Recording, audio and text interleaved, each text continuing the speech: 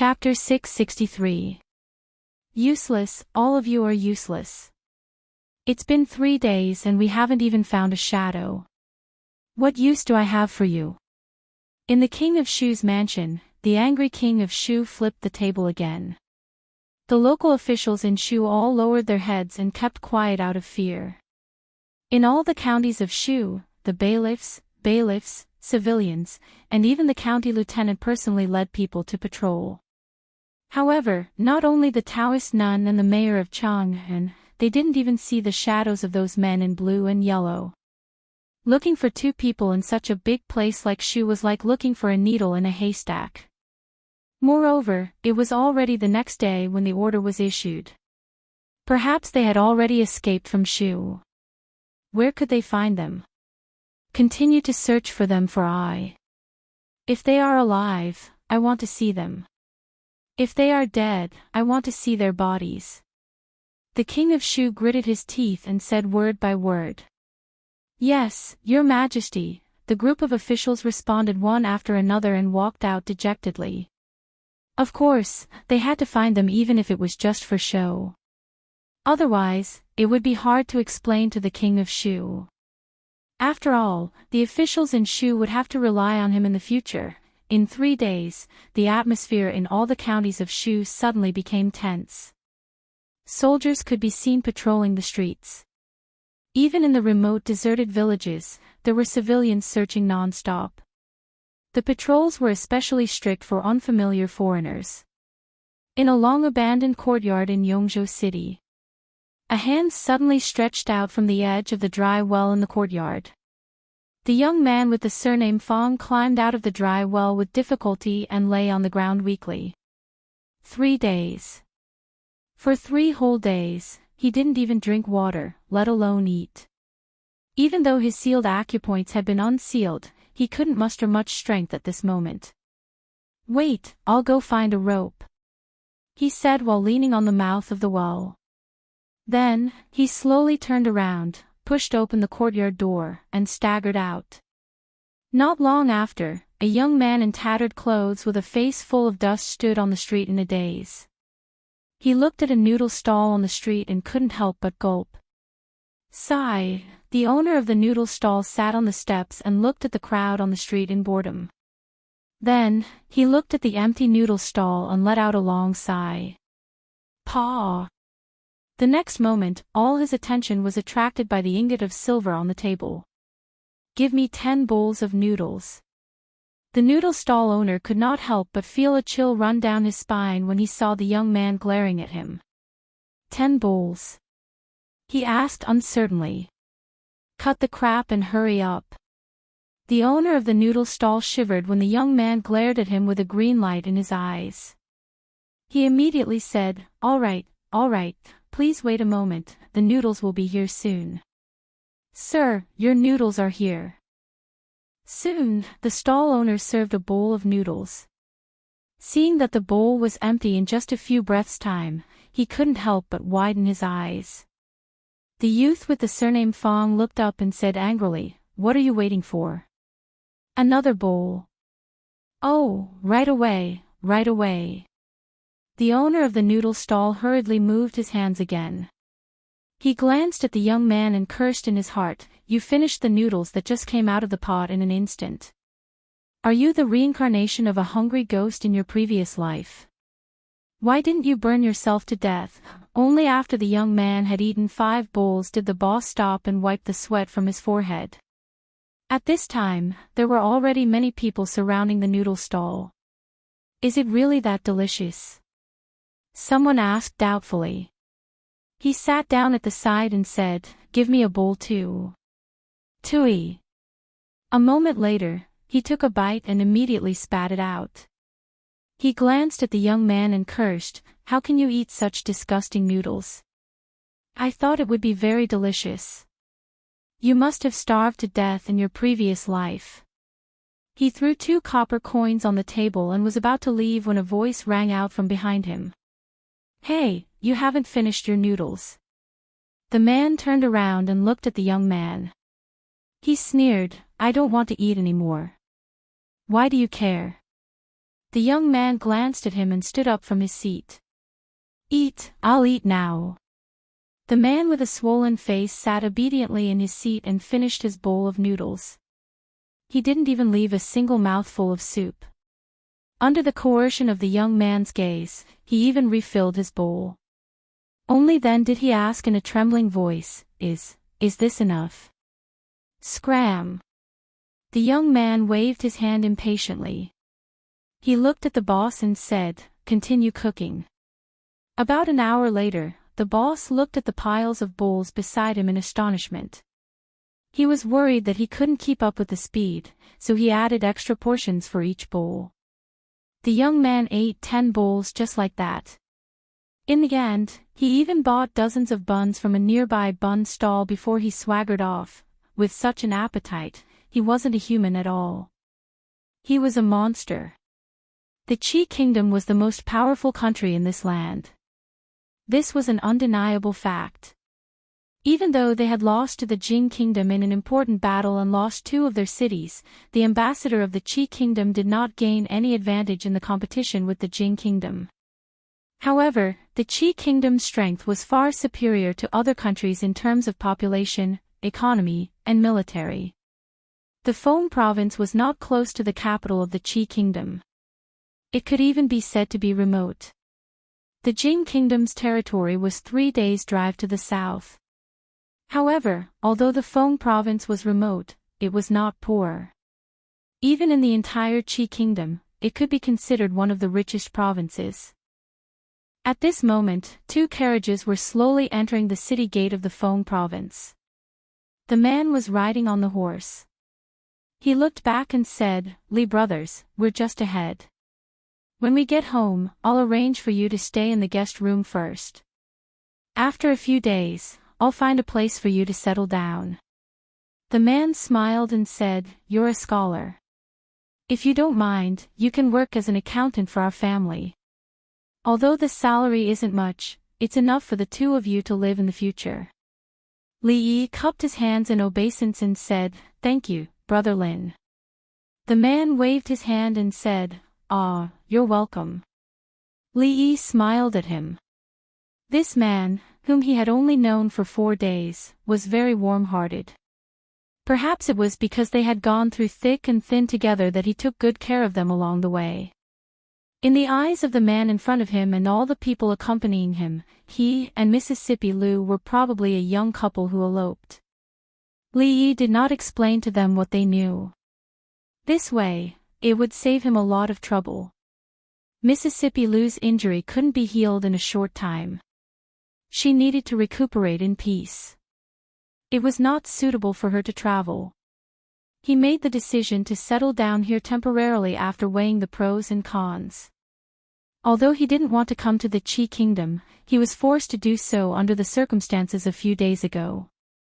Fortunately, this place was not far from Shuzhou.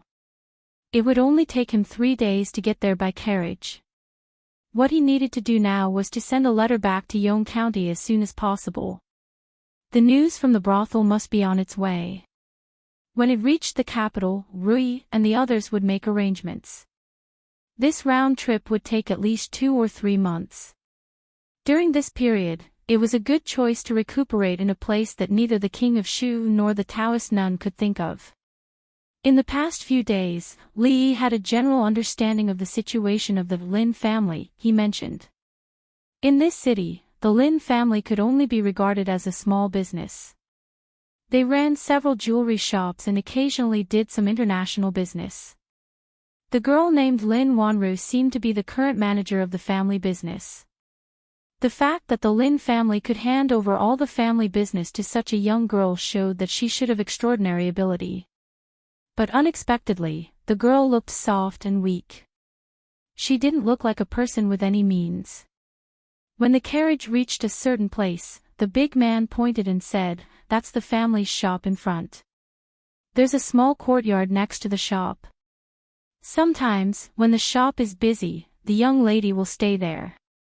The young lady just said that she will have the place cleaned up in the next 2 days. You can stay there temporarily until there are other arrangements in the future." After entering Feng State City, it took less than a quarter of an hour for the Lin family to arrive. Chapter 664. The Lin family, Feng Province, Qi Kingdom. In a small courtyard, Li squatted on the ground and fanned the fire gently. Mississippi Lu's medicine was simmering on the fire. The old man with the surname Lin was the doctor of the Lin family. After returning to the Lin mansion, he quickly sent someone to deliver some medicine. Li brothers, which part of the Jing kingdom are you from? The big man squatted on the side and chatted with Li Yi. He suddenly asked. Qing and Prefecture. Li Yi replied casually. Qing and Prefecture. That's so far away. The big man showed a hint of surprise and said, this time, you've almost passed through the whole Jing kingdom. It's quite far. Li Yi added more firewood and asked, Brother Lin, have you been to Qing and Prefecture? The big man nodded and said, about half a year ago, I went once with Mississippi. There's a Rui tavern in Qing and Prefecture. The wine there is very strong, and the brothel there. I have to say, the drama in the Jing kingdom is much better than in the Qi kingdom. Brother Lin, do you often go to the Jing kingdom? Li Yi asked casually. The big man counted with his fingers and said, I don't go often.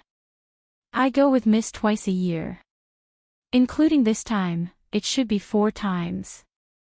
Li Yi calculated the time and lowered the intensity of the fire a little. He thought of the seemingly gentle and weak woman and said, your family's young mistress is quite capable. Miss is amazing. The big man nodded and said, the Lin family's business depends on her. Otherwise, those good-for-nothings would have squandered all the family's assets. Mississippi Lu's medicine would be ready in a little more time. Li Yi simply sat there and chatted with the big man. The content was, of course, about the Lin family and the situation in Feng Province.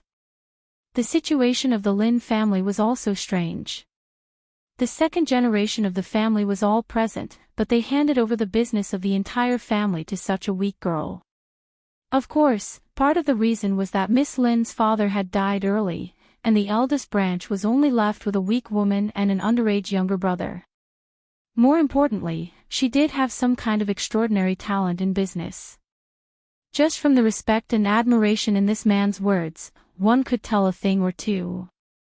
As for Feng Province, it was located far away from the capital city of the Qi Kingdom and could be considered remote. However, its economic strength was not lagging behind at all. It was similar to how Qing and Prefecture felt in the Jing Kingdom. When he entered the city just now, Li Yi had also observed a little. In terms of prosperity, this place was at least 18 streets away from Suzhou. Of course, the most important thing to him was another point. The more prosperous and affluent a place was, the less influence the Taoist nun had. Especially in such an important city, their so-called holy religion could not act unscrupulously. Otherwise, if the claim that they had 100,000 followers in the Qi Kingdom was not an exaggeration, there might be 800 to thousands of them in Feng Province. It would really be a headache. The medicine is ready. Estimating that the time was up, Li Yi extinguished the fire and filtered out the medicine. He tasted a small mouthful and couldn't help but frown. He knew that Mississippi Lu was afraid of bitterness. Rui said that she had never touched bitter things since she was a child. How to make her drink this bowl of medicine was not a small problem. You go in. The big man stood up, waved his hand, and said, I'll go to see Mississippi. After a while, Li Yi walked in with the medicine. Seeing Mississippi Lu sitting cross-legged on the bed, he walked to the bedside and said, drink the medicine first. Mississippi Lu opened her eyes and looked at the black medicine. She shook her head and said, I'll take care of myself slowly. I don't need to drink medicine. Li Yi looked at her and said, drink it. It's not bitter. Mississippi Lu looked at him suspiciously. Li Yi said with a straight face, I just tasted it. It's not bitter at all. If you don't believe me, look. He picked up the bowl and drank a big mouthful. His expression did not change. Mississippi Lou took the bowl from his hand doubtfully. After tasting a small mouthful, her pretty face immediately frowned. She glared at him and said, "You lied to me." Lee looked at her and said, "Good medicine tastes bitter. Drink it quickly. You'll feel better after drinking it, and we can go back sooner." "I won't drink it." Mississippi Lou put the bowl aside and glared at him for being lied to. She closed her eyes and continued to recuperate. "Drink it. Drink it and I'll give you a piece of candy." Lee persuaded her. Mississippi Lou glanced at him and said, "Childish. 2 pieces. Give it to me first." In the meeting hall of the Lin family, more than 10 people were sitting in the hall. A woman named Lin Wanru sat at the bottom. She put a thick book on the table and said, "This is the account for this time. Please take a look." As soon as she finished speaking, a thin man stood up and said, "Little Ru, Lin Fong said that you encountered bandits on your way back. Is that true?" Lin Wanru nodded and said, "We did encounter a little trouble, but it was solved smoothly in the end." "What trouble?" A middle-aged man with a short beard frowned and said, "Didn't I tell you to follow the caravan of the Bai family this time? Why didn't you come back with them? You were lucky this time. What if you encountered a bigger danger?" "Second uncle, the Bai family is the Bai family, and the Lin family is the Lin family." Lin Wanru looked at him and said, "Why do we have to follow the Bai family for everything?" The man with a short beard said, "The Bai family and the Lin family are old friends. Why do you have to distinguish so clearly? Besides, when you marry in the future, second uncle, if there's nothing else, Wanru will go back first." Before the man with a short beard finished his words, Lin Wanru stood up and said directly, You. The short-bearded man pointed at him and said, "Forget it, let's not talk about this first. I heard that this time you used 8,000 taels of silver to buy a glazed ware. Such a large amount, why didn't you discuss it with us beforehand? If something went wrong, who would bear the responsibility?" "I will take the responsibility." Lin Wanru looked at him and said, "Glazed ware is extremely rare. I intend to make this glazed ware the treasure of the shop. If such a glazed ware is placed in the shop, it will definitely attract more customers. That's a good idea. We can give it a try. If it doesn't work, we can also resell it. The glazed bracelets sold by the Treasure Pavilion a few days ago are very expensive." After she finished her words, everyone thought carefully, and suddenly there were many voices of agreement in the hall. The man with a short beard opened his mouth and didn't know how to refute. He thought for a moment and asked, "I heard that when you came back this time, you also brought back 2 people. Who are they?" Lin Wanru thought for a moment and said, "I saved them from those mountain bandits." The man with a short beard frowned and said, "The Lin family is not a charity hole. You can't take them back after you save them. Let them go these days. The Lin family doesn't keep idle people. They aren't idle people."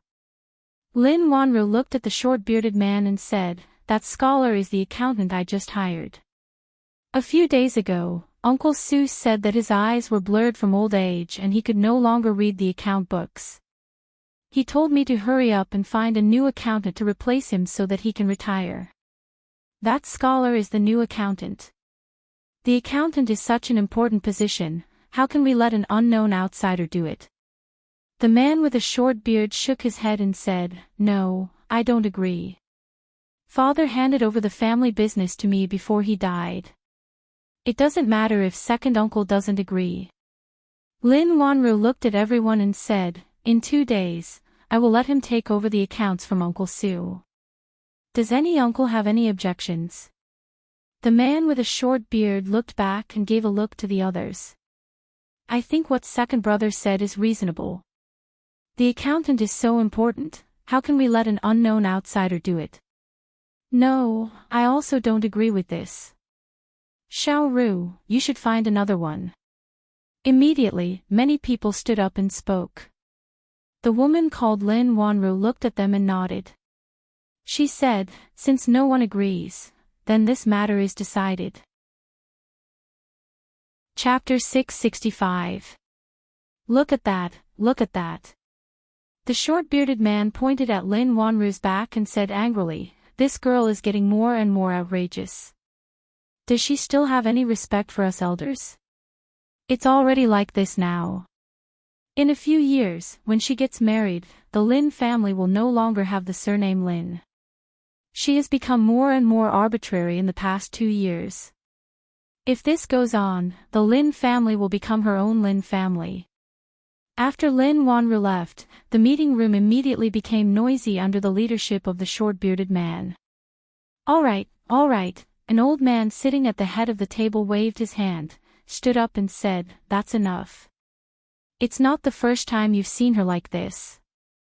You've been given the money every year. Just take the money honestly and don't meddle in the business affairs." The old man glanced at the crowd and slowly walked out with his hands behind his back. The short-bearded man's face alternated between red and white. After a moment, he waved his hand and said, "In any case, I don't agree to let an outsider manage the accounts of the Lin family. I'd like to see what kind of person she brought back." After that, he snorted coldly, flicked his sleeves and left. In the small courtyard, the woman named Lin Wanru put 2 thick account books on the stone table and said, "It's not a problem to let you stay in the Lin family for a while, but there must be a reason. Otherwise, there will be some trouble.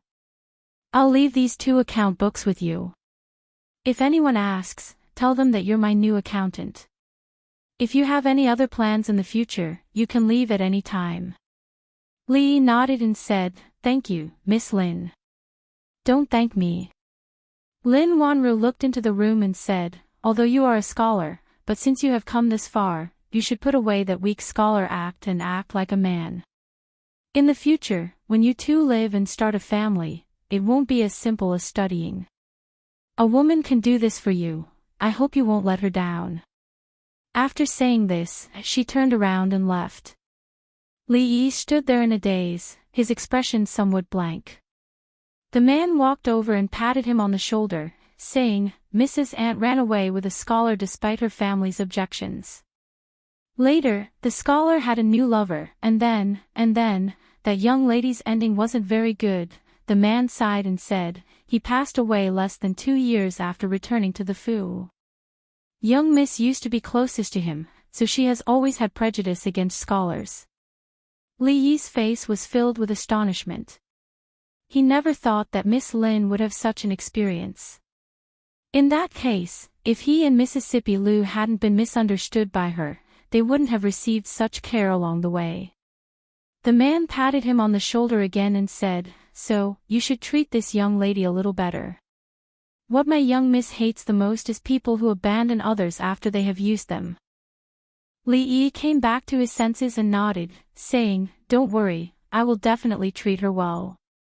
"Li brothers, you don't look like that kind of person. I believe you, otherwise, young miss wouldn't take care of you like this." The man smiled and waved his hand to leave. Li Yi shook his head.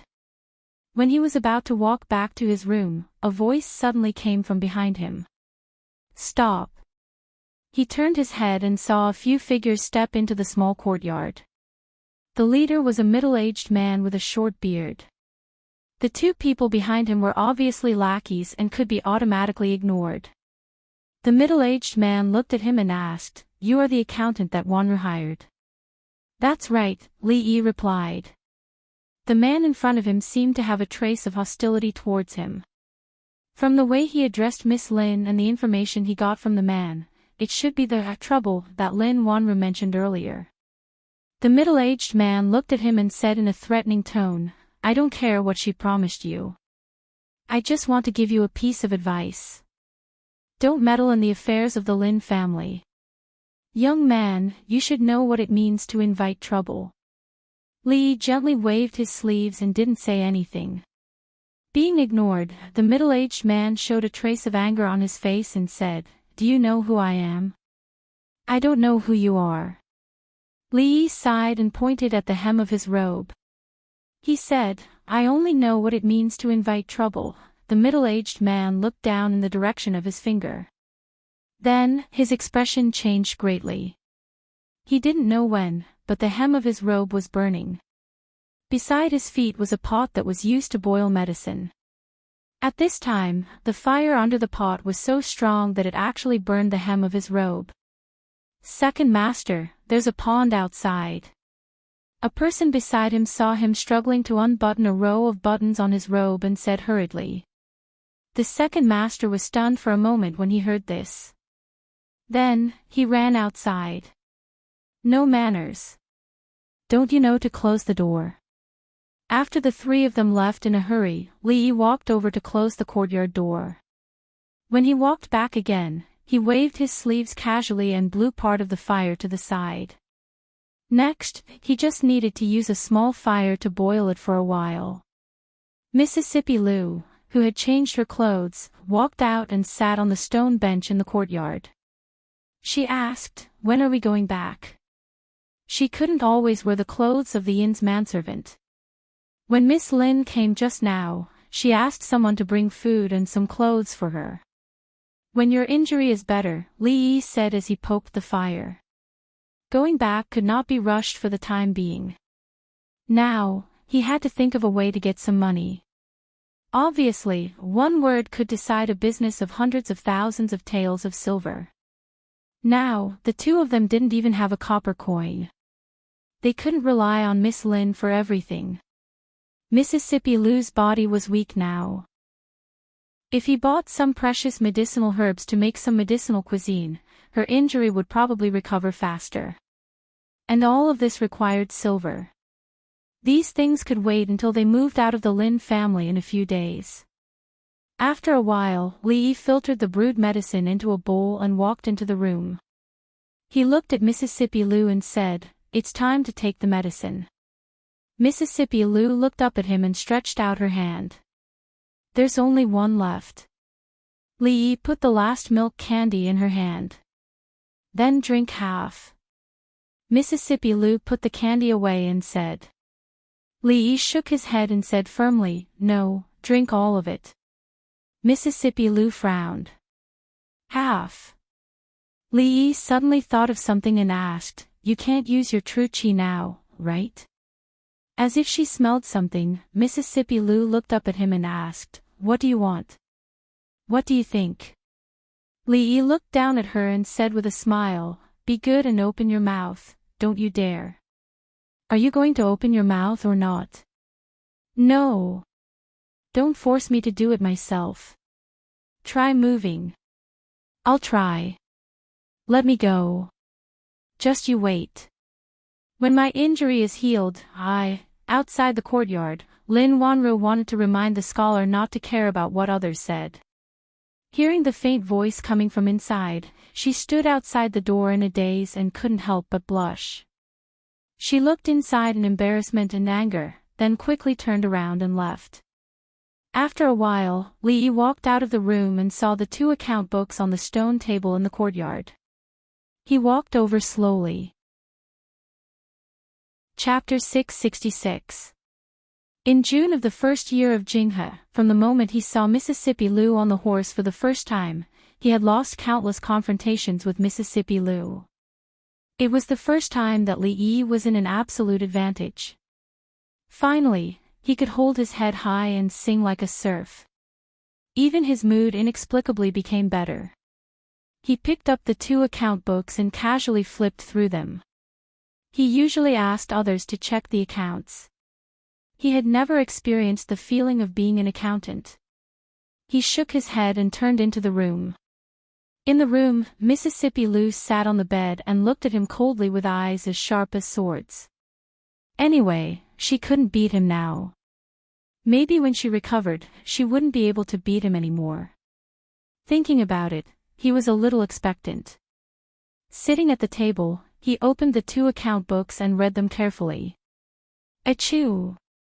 Somewhere in the Lin mansion, a short-bearded man wrapped in a quilt sat on the bed and sneezed fiercely. Yesterday, His clothes caught fire and he jumped into the pond in the mansion in a hurry. Although he wasn't burned, he felt dizzy the next morning. The doctor said that he had caught a cold and had to stay at home to recuperate these days. This caused his dissatisfaction towards the new accountant in the manor to almost reach its peak. A young man stood in front of the bed and said with a frown, "Father, big sister is too much. She simply treats the Lin family as her own. This can't go on. I only asked her for 100 taels of silver today, but she didn't give it to me. She even asked me where I spent the 200 taels of silver last time." The short-bearded man waved his hand and said, "I know. Go and call your third uncle and fourth uncle." "Okay, I'll go right away." The young man answered, stood up and walked out of the door. "Wait a minute." The short-bearded man stopped him and asked, "Where did you spend the 200 taels of silver last time?" The young man was stunned and said, "I donated it to Miss Xiangxiang in the top courtesan competition of Spring Fragrance House."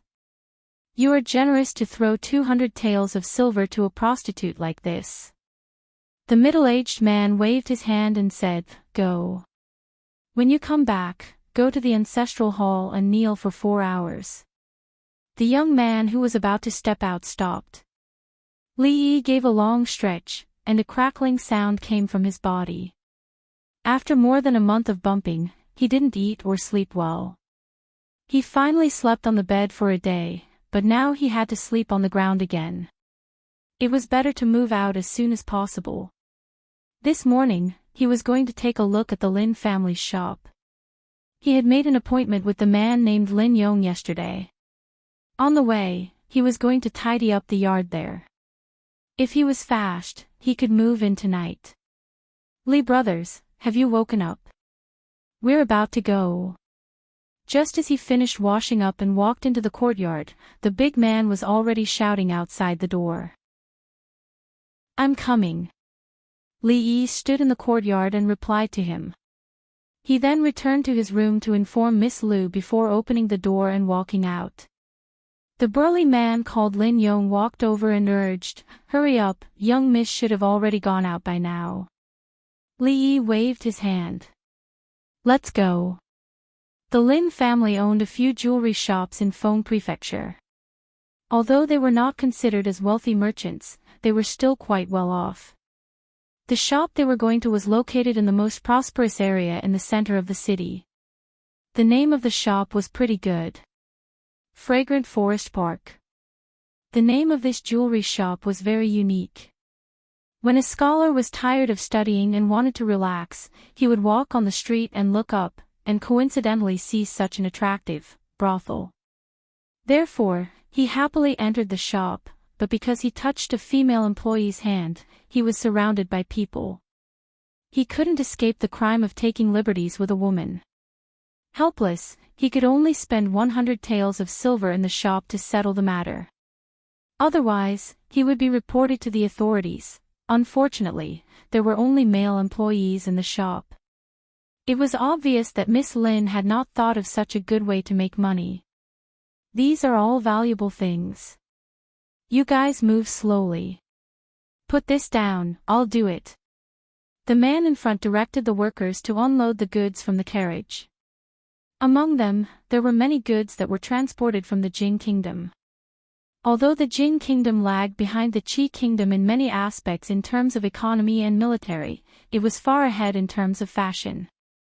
It was the target of pursuit by all the neighboring countries, including the Qi kingdom. Ruidu, perfume, soap, and women's bras were popular in the Jing kingdom. They were also very popular in the Qi kingdom. Many merchants had shipped these goods from the Jing kingdom to the Qi kingdom and made a fortune. If the old emperor saw this scene, he would be very pleased. In some aspects, the Jing kingdom had subtly influenced many neighboring countries. Put this in the most conspicuous place. Be careful. This horse is worth 8,000 taels of silver. If it's damaged, you won't be able to pay for it even if you sell yourself. Li Yi saw the man take out an item from the box and put it in a place where he could see it as soon as he stepped into the shop. He couldn't help but be stunned. After a while, He slowly walked over and asked the woman, "Miss Lin, did you also buy this horse from the Jin kingdom?" Lin Wanru glanced at her and said lightly, "This is called Flying Swallow Horse." Of course, Li Yi knew this horse was called Flying Swallow Horse. The 4 words on the pedestal were made by him. This Miss Lin treated him and Mississippi Lu well. Li Yi really felt bad for letting her spend 8,000 taels of silver to buy such a thing. Her situation in the Lin mansion was not very good. If she really sold Liolia's glass, wouldn't she be blamed by those people? As a person who knew how to repay kindness, he would remind her to change hands as soon as possible if there was a chance in the future. Otherwise, he would feel even worse. However, this Miss Lin didn't seem to be in a good mood now. There was still a long way to go. It wouldn't hurt to tell her in a few days. That girl is still injured. Hearing her sudden words, Li Yi turned his head in confusion. He didn't know why she suddenly said this. Lin Wanru glanced at him. Her expression was slightly abnormal. She said, "During this period, you'd better control yourself." Control? Control what? Li Yi asked doubtfully. This time, Lin Wanru didn't answer. She directly turned her head and left. Inexplicable. Watching her leave in a hurry, Li Yi shook his head. He walked over and asked the man, "Brother Lin, where is the nearest pawn shop?" Pawn shop. A trace of doubt appeared on the man's face. He asked, "Why do you ask about the pawn shop? If you don't have money, just tell me. You can take some from me first." Li Yi shook his head and said, "I happen to have some useless things on me. I want to pawn them." "Okay." The burly man nodded, pointed in a certain direction, and said, "The pawn shop is quite far from here. Walk forward from here. Do you see that cloud? Walk to the bottom of that cloud, turn right into a street, and then turn left. You still have to walk for about 2 more streets, and then, the man scratched his head and said, "I only remember this much. When you get there, you can find someone to ask." Li Yi was proud of his sense of direction to be able to find this pawn shop with such an unreliable way. He looked at the 2 big words, pawn shop, erected at the door of the shop and walked in. Chapter 667. Inside a pawn shop in Feng State City. The pawn shop's manager was a middle-aged man with a big belly. He wore a robe embroidered with copper coins. His eyes were so small that they were almost invisible when he squinted. He was holding a jade pendant in his hand and carefully examining it. After a while, he put down the jade pendant and looked at the man wearing a bamboo hat in front of him, saying, "I'm sorry, sir, but we can't accept this jade pendant." "Why?" The man wearing a bamboo hat had an ethereal voice, and his age was indiscernible. The shopkeeper changed the topic and asked, "May I ask, sir, where did you get this jade pendant from?" "I picked it up," the man replied lightly. As a pawn shop manager, he had heard this kind of excuse many times in his life. He smiled and said, "Without the permission of the emperor, even a prince can't wear such a jade pendant.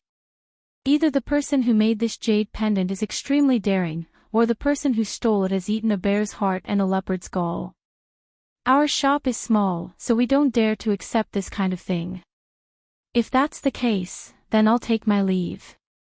The man wearing a bamboo hat put away the jade pendant and turned to leave without hesitation. He didn't expect that the other party would be so straightforward. The fat manager's expression changed and he immediately said, "Wait. 1,000 taels of silver." He looked at the man's back and said, 1,000 taels of silver. "Leave this jade pendant here. I can't go any higher.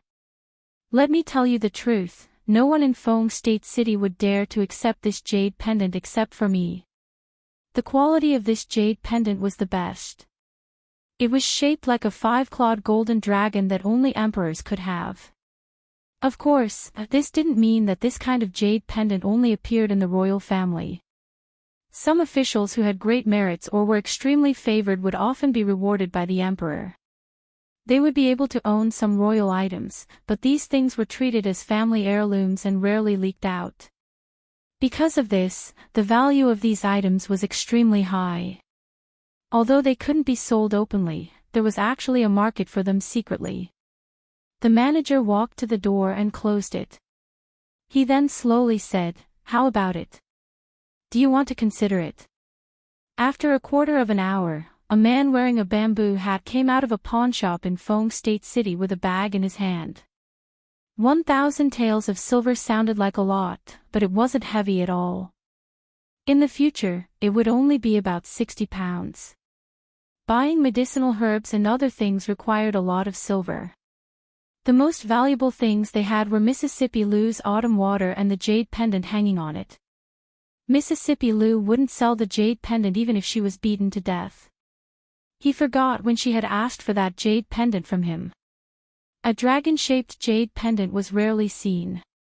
It was probably given by the old emperor. He didn't expect that it would come. As for the bamboo hat on his head, he had just bought it on the street.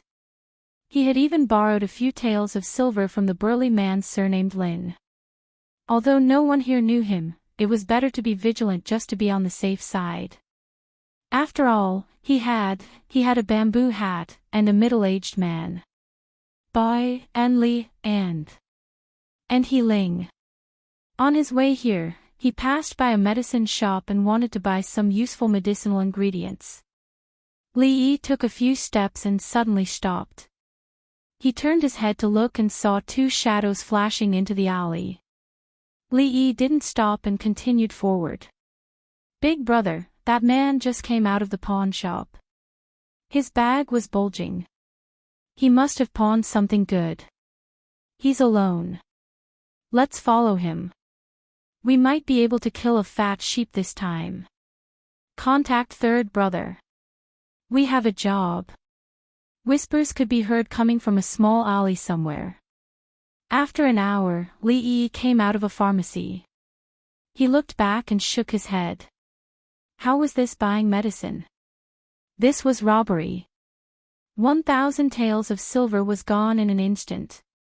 All he got was a small bag of medicinal herbs. It seemed that the difficulty of seeing a doctor and buying medicine had been like this since ancient times. He stood at the entrance of the pharmacy and looked in a certain direction. After walking for a short distance, he turned and walked into another alley. Chance. In the crowd, several people's faces lit up, and they quickly walked towards the small alley. Where is he? After a while, they looked at the dead end in front of them. They looked like they had seen a ghost. They clearly saw the man wearing the bamboo hat walk in here. How did he suddenly disappear? Could it be that he flew into the sky? Just as this thought appeared, a black shadow suddenly appeared in front of them. Li Yi jumped down from the wall and knocked out 3 people. He stood at the entrance of the alley and asked the last person, "Who sent you? Where is the Empress?" What Empress?" The last man's face was pale and cold sweat dripped from his forehead. "It's good that you don't know her." Li Yi walked over and knocked him out. He walked out of the alley. Halfway out, he turned back. He searched the waists of the 4 people and took out a few money bags. This was a critical time. It was time to pick up his old profession. His family is quite well off. He collected the dozens of taels of silver and walked out of the alley. At the same time, 2 streets away, another young man stepped into Fragrant Forest Park. "Greetings, young Master Bai." Inside the shop, several workers immediately bowed and greeted him. In a corner of the shop, the man surnamed Lin curled his lips and said, "That Bai guy, why is he here again?" The young man smiled and asked, "Is Wanru in the shop?" A worker immediately said, "Miss is in the back." The young man nodded. Just as he was about to go over, his expression suddenly froze. He looked in a certain direction in the shop. "This is, horse stepping on swallow," colored glaze. The young man's face revealed a surprised expression. When he was about to reach out to touch it, someone grabbed his wrist from the side. Don't touch it. It's very valuable. The man named Lin Yong said expressionlessly.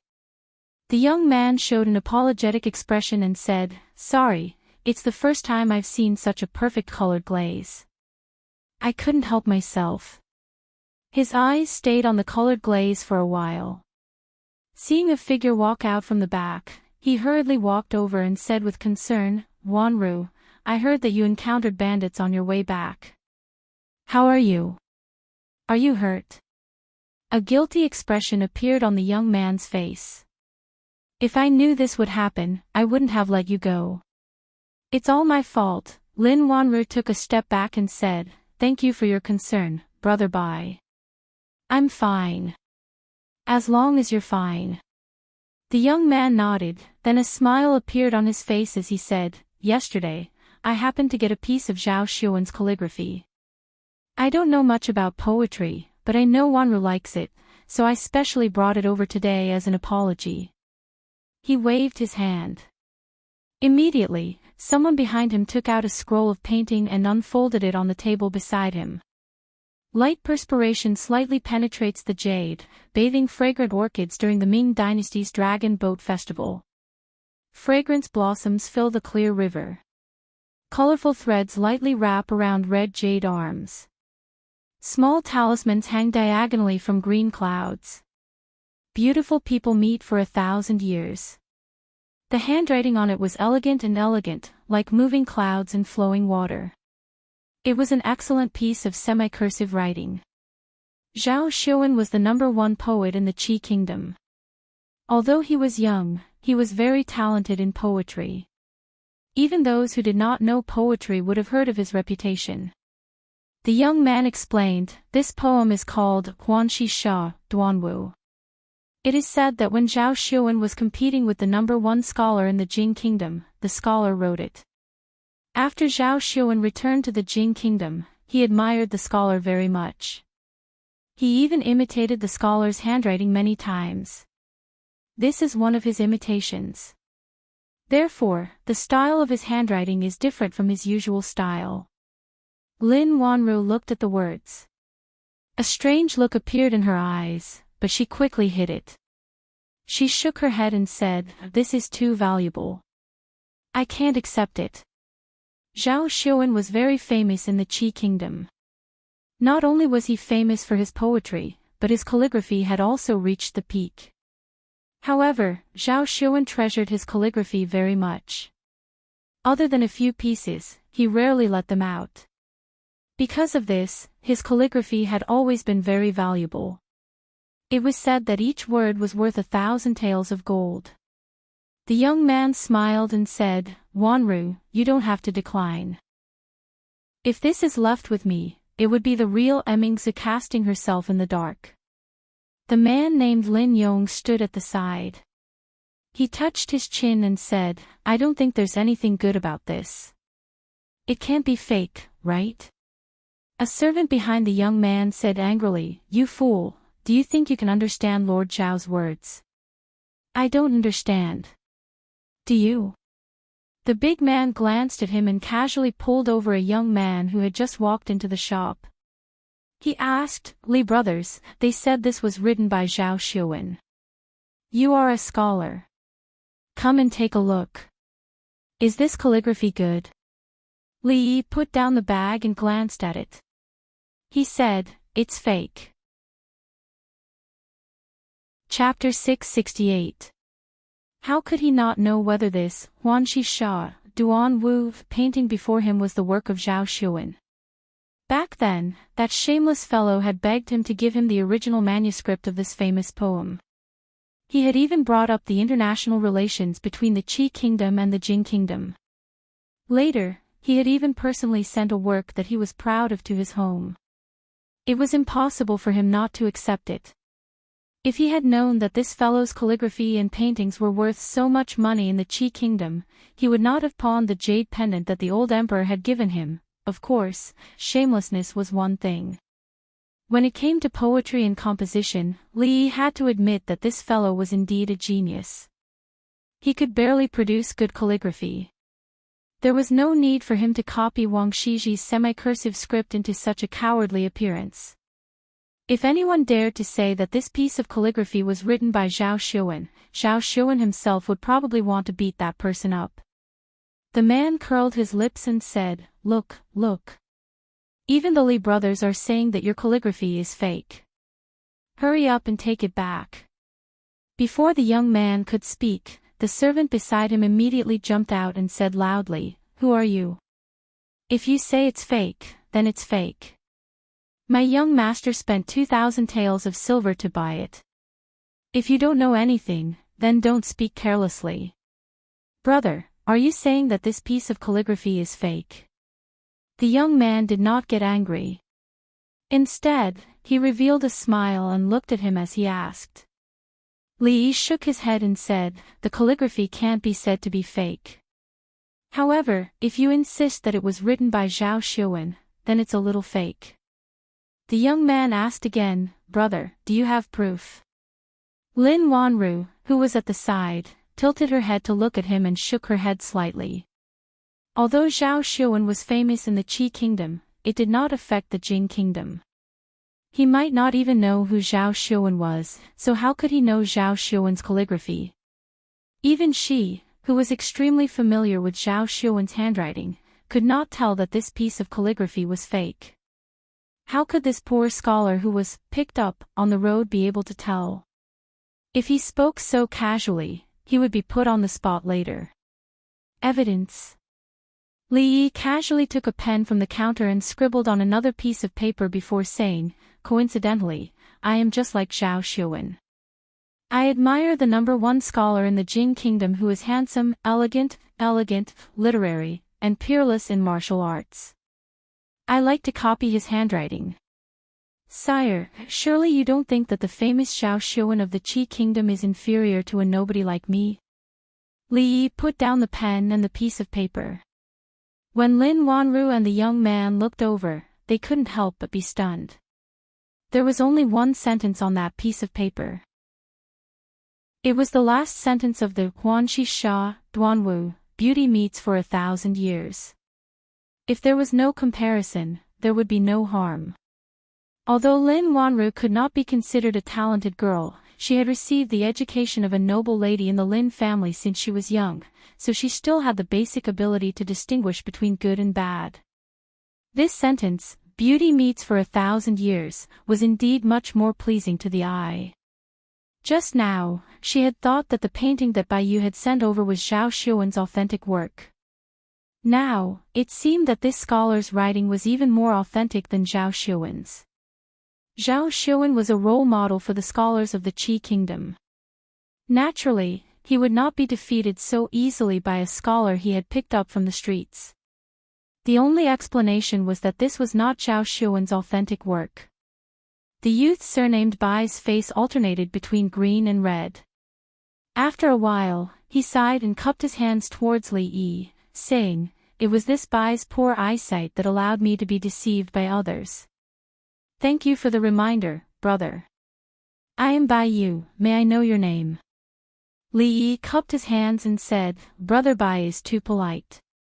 Just call me Li Xian." "Wanru, I am truly sorry. It was all my negligence." The young man nodded at him. Then, he looked at Lin Wanru and said apologetically, "I still have some matters to attend to. I will take my leave first." The young man came quickly and left just as quickly. Of course, before he left, he took the authentic work of Zhao Xuan with him. It was no wonder that this Miss Lin was not interested in him at all. He did not care at all when it came to picking up girls. He either did not give her a gift or gave her a fake one. Most importantly, he was exposed in front of her. For someone like this to be able to pick up girls, he must be very rich. The man asked with a gossipy expression, "Li brothers, you said earlier that the #1 scholar of the Jing kingdom was handsome, elegant, literary, and unparalleled in martial arts. Is that true or false?" Isn't he a scholar? How could he be unparalleled in martial arts? Li Yi looked at him and said, do you know that he is well versed in both literature and martial arts? In the Jing kingdom, the name, deadly scholar, can stop children from crying at night. Which martial artist in the martial arts world would not tremble upon hearing it? Lin Wanru thought for a while and suddenly said, I have heard that Li Yi is no more than 4 feet and 5 inches tall. He is short and has the head of a rat and the eyes of a deer. What? Li Yi could not help but widen his eyes when he heard this. 1 foot and 33 centimeters, 4 feet and 5 inches. In total, he was not even 1.5 meters tall. Was he that short? And the remaining 1 foot was eaten by the people of the Qi kingdom. Short and 5 inches tall. Rat and the eyes of a deer. Just go to the capital and ask around. Who would not give a thumbs up when the name of County Uncle Li was mentioned? Who did not know that County Uncle Li was handsome and elegant? He was the object of love for countless girls in the capital, regardless of gender and age. Slander, this was a shameful slander. He said with some embarrassment and anger, who said this? That is what people say. Lin Wanru put away the piece of paper and said, however, you are from the Jing kingdom, so you should have seen the number 1 scholar. It seems that the rumors are wrong. Li Yi agreed with her words and said, wrong. It is not just wrong, it is a big mistake. The man nodded and said, I think so too. No matter what, he is the number 1 scholar. He must be much better than Bai Yu, that pretty boy. You are right. County Uncle Li is naturally not comparable to those pretty boys. Li nodded and said. The man looked at him with a strange look and said, aren't you scholars all pretty boys? Young master, that guy dared to deceive us with a fake. Report him to the authorities immediately. On the street, a servant behind the young man said angrily while gritting his teeth. You don't have to worry about this.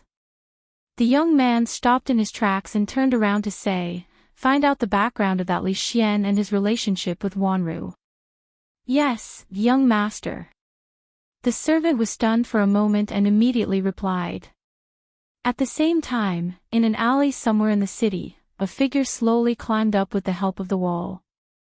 He rubbed his slightly aching head and shook the 3 people lying around him to wake them up. What happened just now? I think I was knocked out. Where is that fat sheep? Fat sheep my ass.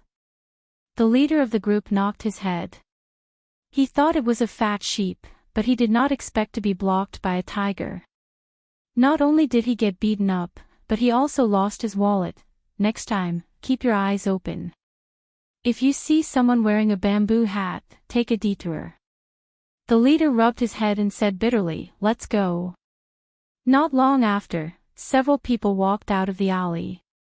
As they walked on the street, they began to look for their next target. The big man saw a scholar coming out of a brothel.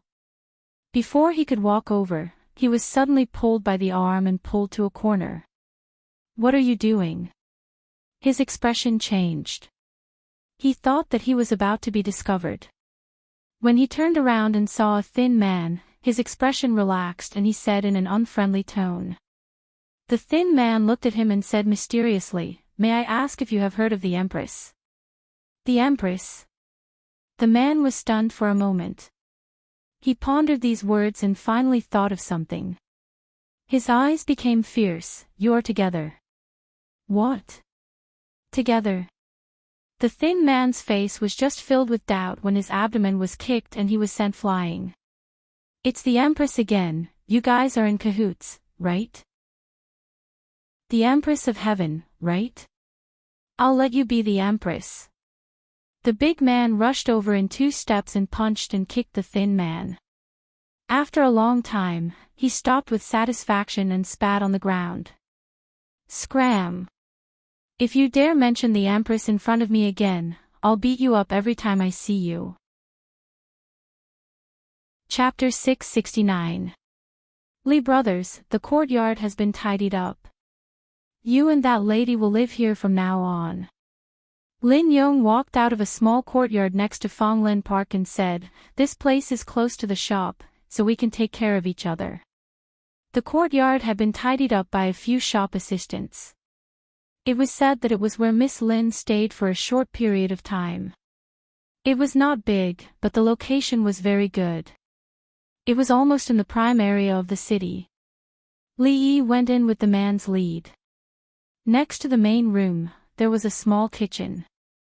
It looked like it had never been used. It could be used with some pots and pans, which was exactly what he wanted. Apart from the small kitchen, there was only one room. This place is not big. Miss used to rest occasionally at noon. You two can make do with it. The big man looked around and said, "See if you still lack anything and tell me. Tomorrow, Miss will have someone send it over from the mansion." Li Yi shook his head and said, "Thank Miss Lin for me, but there is no need. We can slowly add the rest in the future." After the man left, Li Yi first bought 2 bolts of cloth from the cloth shop outside and hung them in the room, dividing the bedroom from the middle. There were no extra rooms here, so he could only make do like this. The kitchen utensils were also bought, and he even had time to buy rice and vegetables. Before the sun set, he had almost bought everything he needed. If there was anything missing, he could wait until tomorrow. After that, he locked the door. Fonglin Park happened to be closed, so he returned to the Lin family with the man. He refused the man's offer to send them in a carriage and helped Mississippi Lu out of the courtyard. He had been away from home for more than a month. He didn't know how Rui and the others were doing. The news from Shuzhou would probably take a few days to get back. They probably didn't expect that he had come to the Qi Kingdom. He had to find a way to get the news out as soon as possible. He didn't have to worry about the situation in the capital. Even if the academy had its own operating system, with Li Xian watching over it and Li Han around, there wouldn't be any problems. It was unlikely that anything big would happen to his family, and it was unlikely that the old emperor's health would deteriorate to that extent in just 3 to 5 months. Yongning and Shaning would probably stay in the palace for a long time. He didn't know if the eldest princess would still practice her sword in the morning dew hall every day. What was the situation in the small courtyard in Willow Lane? Li Yi didn't know any of this. When he walked out of the Lin mansion, he turned his head and saw that Miss Lu was frowning. Li Yi thought for a while, squatted down and said, "Come on up." Mississippi Lu shook her head and said, "It's okay. I can walk." Li Yi urged, "You don't have a problem, but I do. It's getting dark. If we continue walking like this, we won't make it before the curfew. Hurry up, don't dawdle." Mississippi Lu glanced at him, gritted her teeth, and said, "When my injuries are healed." Li Yi lifted his head and looked at her. "What do you want to do after you've recovered?" "Hurry up, don't dawdle. I'll thank you properly when I recover." Mississippi Lu laid on Li Yi's back and slowly closed her eyes. She emphasized on the word "thank you." Li Yi waved his hand and said, "You're welcome. We're family. It's what I should do." It took about half an hour to walk from the Lin family to the shop.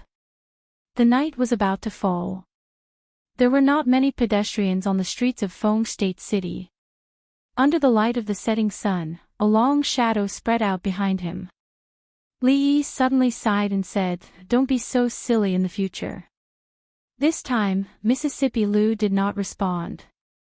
Thinking of something, Li Yi tilted his head and asked, "Actually, there's something that I've always been curious about." "What is it?" Mississippi Lu asked lightly. "How did you fall in love with me?" Li Yi looked at her profile and asked, "The first time we met, you were riding on a horse." Mississippi Lu thought for a moment and said, "Uncle Fang said that the scholar looked easy to bully, so I chose him." Li Yi curled his lips and said, "Admit it. You were subdued by my temperament. At that time, your hair was messy, your clothes were untidy, your head was full of sweat, and you even lost one of your shoes.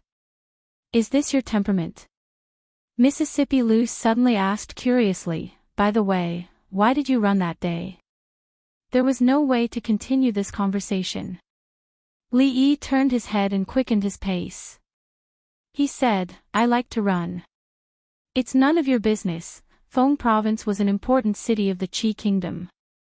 It was the political and military center of the surrounding prefectures. The curfew system was very strict. The city gates were closed at the hour of the sea. Even the red light streets and alleys were not allowed to walk on the streets at this time. Those who violated the rules would be punished, and those who violated the rules would be sentenced to death. After the second watch, there was no one except for the night watchmen and patrolling soldiers. At this time, it was close to the hour of the sea. There were not many people on the streets. A group of riders quickly entered the city and galloped through the streets. Soon, they arrived in front of a luxurious mansion. The figure at the very front dismounted his horse and asked, Has His Highness rested?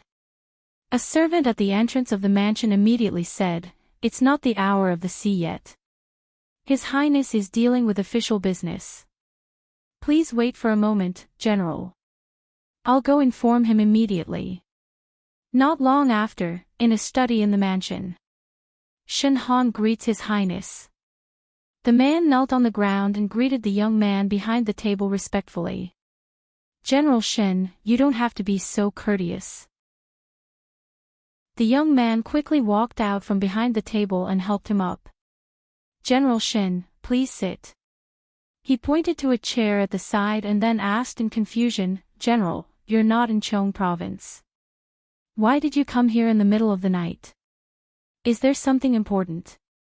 Chong Province was at the border of the Qi Kingdom. It was separated from the Jing Kingdom's Shu Province by a river. Shen Han was one of the generals guarding the city and would not leave the city easily. Your Highness, I do have something important to report. Shen Han cupped his hands and said, Over a month ago, Li Yi was taken away from the capital of the Jing Kingdom. A few days ago, he appeared in Shu Province and then disappeared without a trace. The officials of Shu Province almost turned the entire Shu Province upside down, but they could not find him. I'm guessing that he has come to our Qi Kingdom. The young man looked stunned and asked in disbelief, Who did you say? Li Yi has come to the Qi Kingdom. Yes. Shen Han's expression was solemn as he said, This news has almost spread throughout the Jing Kingdom and reached Shu Province a few days ago. I only learned about it a day ago, so I rushed over to inform your Highness. Shen Han had been to the capital with His Highness before, so he naturally knew how important Li Yi was to His Highness. He said, he has a grudge against the King of Shu. If he falls into the king's hands, he will not have a good ending. Moreover, he has not appeared in Shu Province since then. I'm guessing that he has come to the Qi Kingdom. That's great. The young man's face lit up with joy. He said, Pass down the order immediately. Ask the surrounding counties to pay more attention. Once they find any traces of him, they must invite him to Feng Province. In addition, send people to closely monitor the movements in Shu Province. If he is discovered by the King of Shu in Shu Province, immediately send envoys to negotiate. I understand. The man named Shen Han bowed and said. The young man walked to the window and looked out. A smile appeared on his face as he murmured, Brotherly, oh brotherly, we haven't seen each other for a long time. By the river in Shu Province, an old man with unkempt hair stared at the surging river. A trace of doubt appeared on his face. Could it be that he has really gone to the Qi Kingdom? Chapter 670. From today onwards, Li Yi planned to raise Mississippi Lou like a pig for a long time. The contents of this bowl of medicinal cuisine were very rich. Ordinary people might not be able to withstand the effects of the medicine, but with Mississippi Lou's physique, there was no need to worry about the problem of not being able to withstand it. With all kinds of tonics, the sooner her body recovered, the sooner she could go back. He served a bowl of porridge to Mississippi Lou and himself and sat in the yard. The man named Lin Yong walked in from outside. He was stunned for a moment and said, "Li brothers, have you eaten?" Li nodded and looked at him. "Brother Lin, do you want a bowl?" The big man waved his hand with a smile and said, "No need, no need. I've already eaten on the way here." Li looked at him and asked, "Really?" "Delicious, it's really delicious." Lin Yong put down the bowl, wiped his mouth, and praised, "I didn't expect Li brothers to know how to cook, and your cooking skills are so good. If your sister-in-law had half of your cooking skills, I would wake up laughing in my dreams." Seeing him licking his lips, Li asked, "Do you want another bowl?" "Enough, enough." Lin Yong smiled and waved his hand. "I can't eat any more." When he ate the second bowl, Lin Yong's hands finally slowed down. While eating, he said, "I've seen those scholars often say that the kitchen is far from the kitchen. Li brothers, you are different from them. Miss Lu followed you because of her good fortune in her previous life. She didn't choose the wrong person." Li looked back. Fortunately, Mississippi Lu's body hadn't recovered yet. Otherwise, this brother Lin would definitely come in vertically and leave horizontally. Recently, he often saw Lin Yong these days. The things in the jewelry store were very valuable. Losing any one of them would be a big loss. Not to mention, if they were to encounter a group of bold people who would openly rob them, the loss of a single store would mean that everyone in the Lin family would have to starve for a whole year. Therefore, the Lin family arranged a lot of guards in every store. The Fong Lin court next to it was under Lin Yong's responsibility. Those fellows at home don't have any other skills, but they know how to stab their own people in the back. These few days, they said that young Miss spent 8,000 taels of silver to buy a decoration, and they said that they hired an outsider to be their accountant. Lin Yong said, "If Li brothers hear any rumors, don't mind them. They are just idle all day." Li couldn't be bothered with the matters of the Lin family. Naturally, he wouldn't care about it. That Miss Lin obviously had some tricks up her sleeve. It shouldn't be a problem for her to deal with those people. In the past few days, he accompanied Mississippi Lu to chat, sleep, and when he was really bored, he did some accounting. He was idle, but he spent his money quickly. In a few days, he spent another 200 taels of silver. Buying medicine really burned money. He had free time, but he didn't stop practicing. His inner strength had almost caught up, but his experience and moves were still very lacking. Mississippi Lu was injured, but it didn't stop her from sitting at the side and giving pointers. When he turned around, he saw Lin Wanru standing at the door in a daze. A trace of surprise appeared on Li Yi's face. He said, "Miss Lin, what's the matter?" Lin Wanru came back to her senses and shook her head.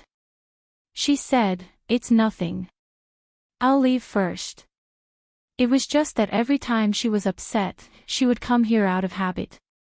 This time, she forgot that she had arranged for the eloping couple to stay here. "Miss Lin, wait a moment."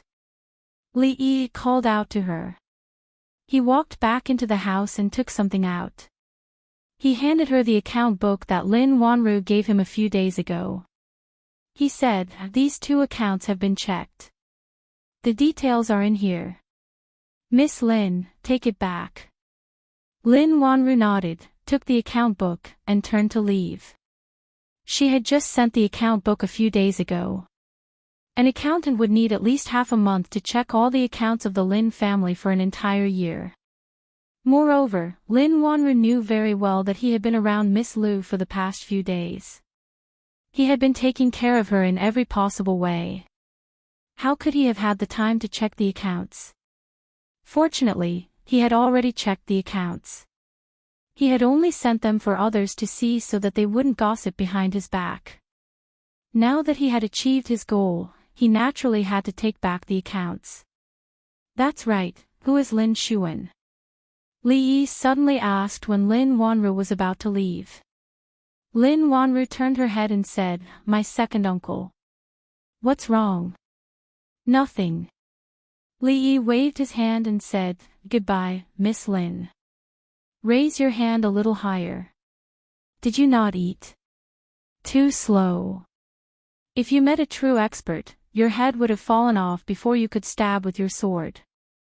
This time, it was too fast. I didn't see it clearly. Let's do it again."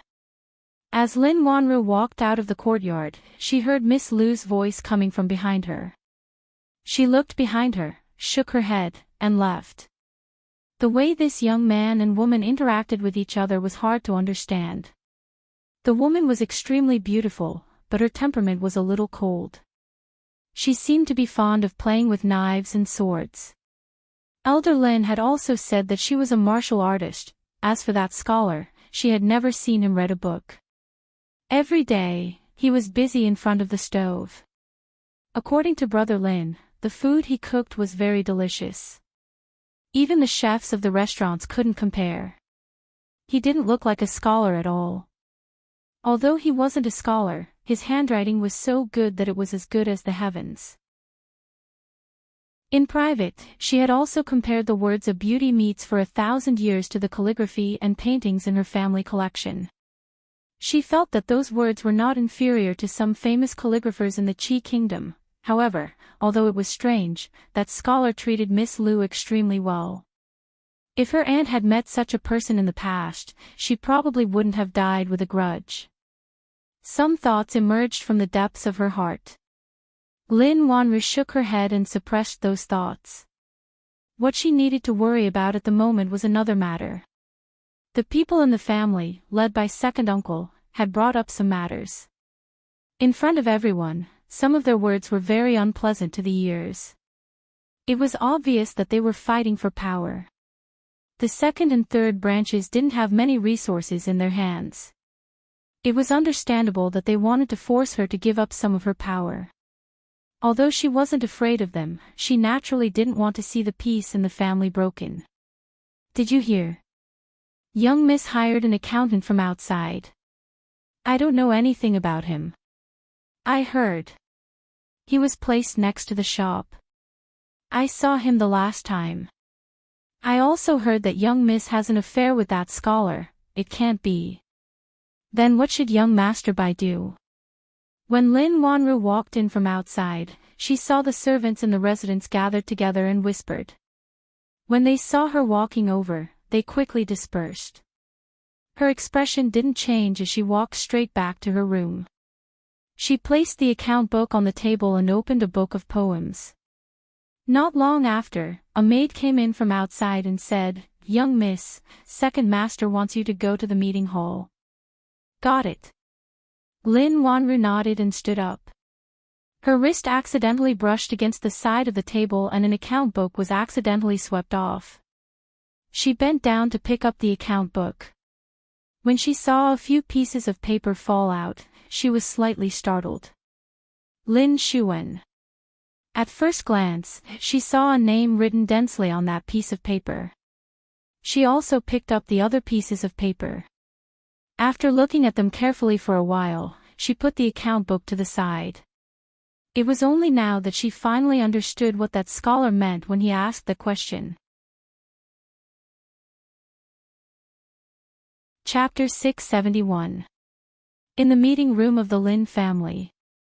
Look at the accounts. The total income of the 3 shops last year was 10% less than that of the year before.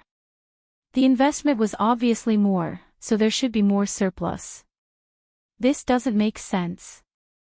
Lin Xuan was the second eldest in the Lin family and usually had a great say in the family. The eldest son of the Lin family died early, leaving only a daughter and a young son. It was reasonable to say that Lin Xuan, as the second eldest, could take over all the business of the Lin family.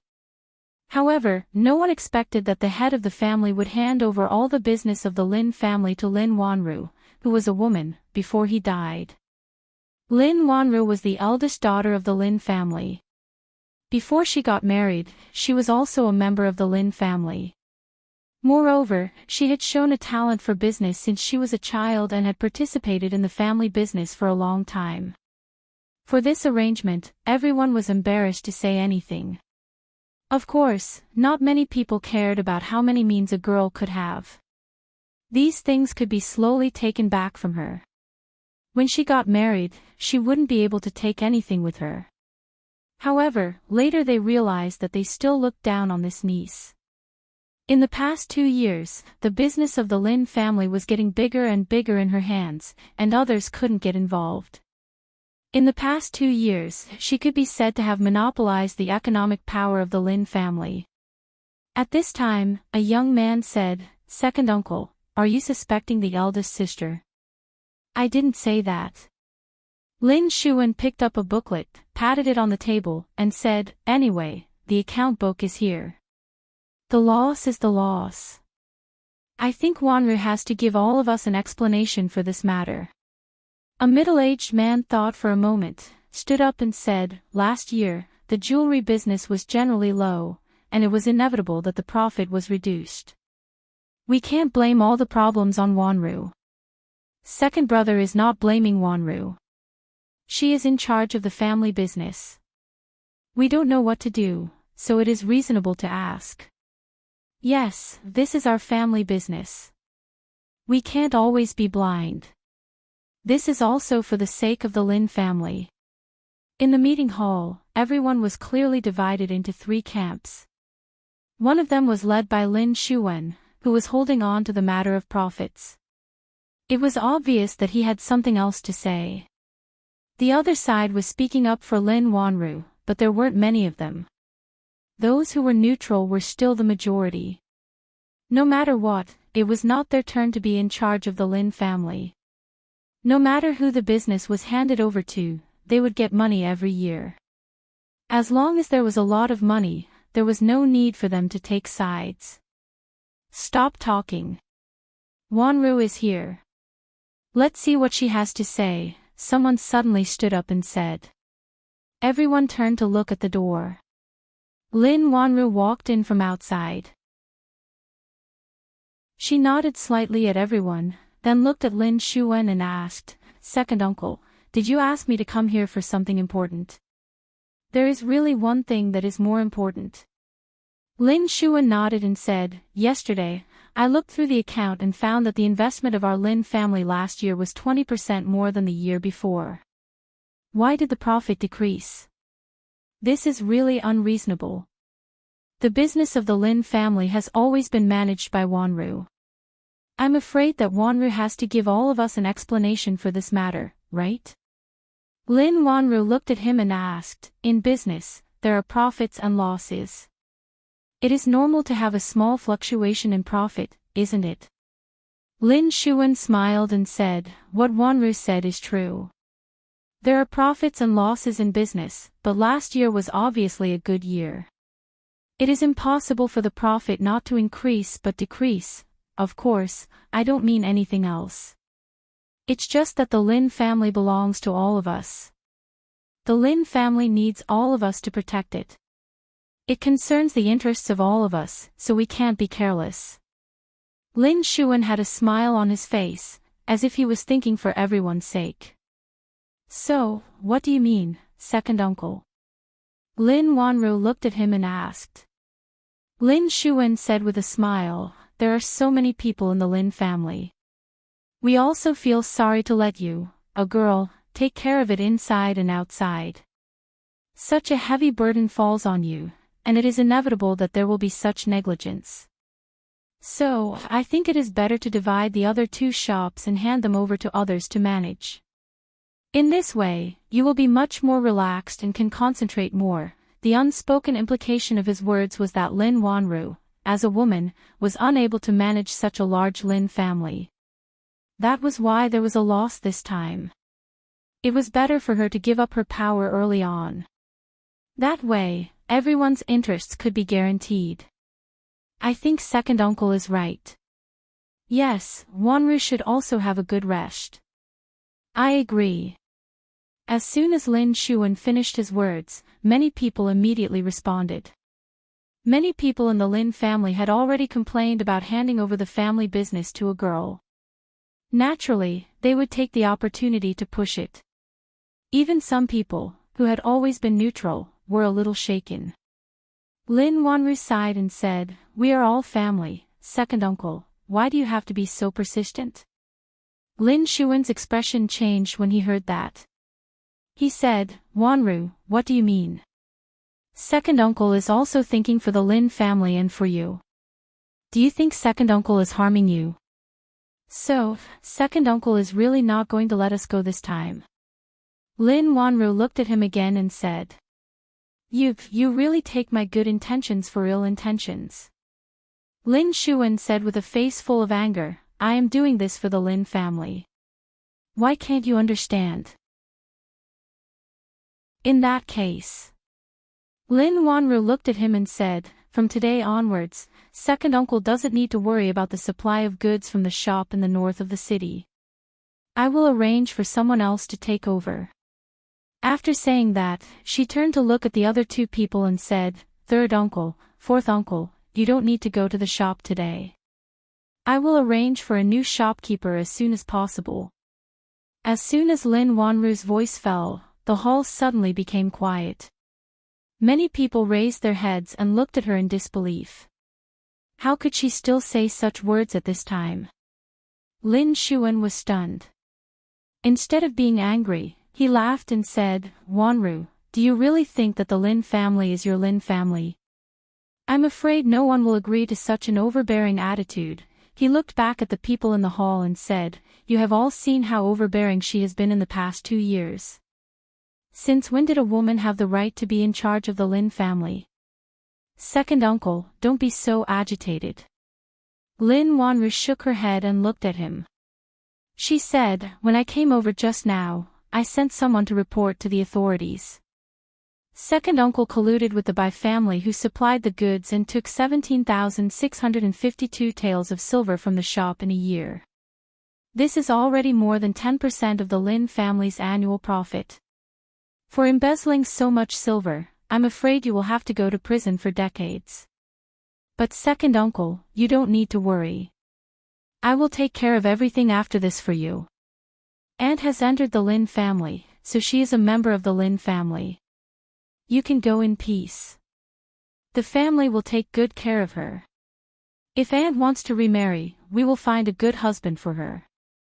Xiao Fei has already grown up and can take care of himself. The family will not mistreat him. You don't need to worry about this."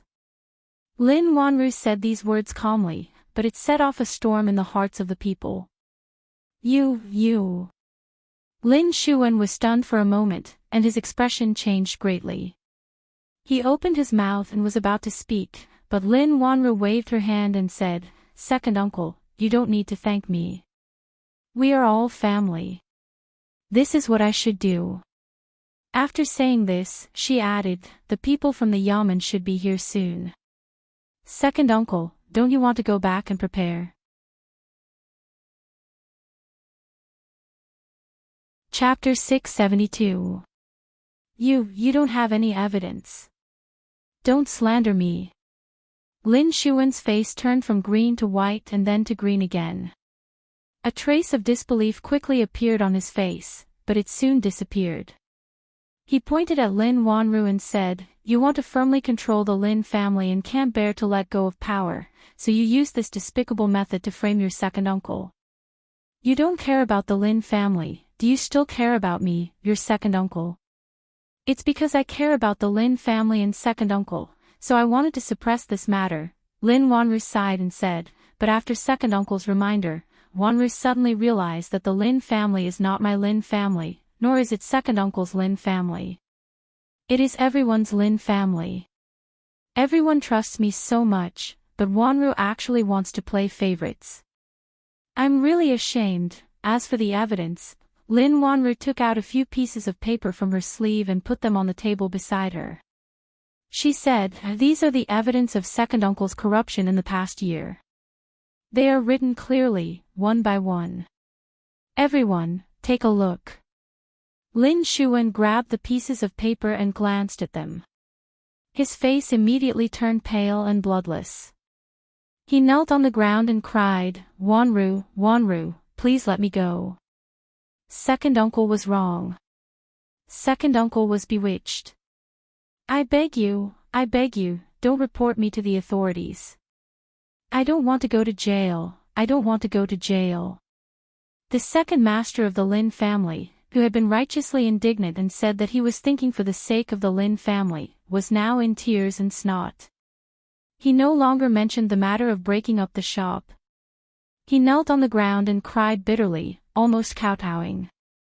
The others looked at each other when they saw this. Someone took the pieces of paper and glanced at them. His face immediately changed. Second brother, why did you, 18,000 taels of silver.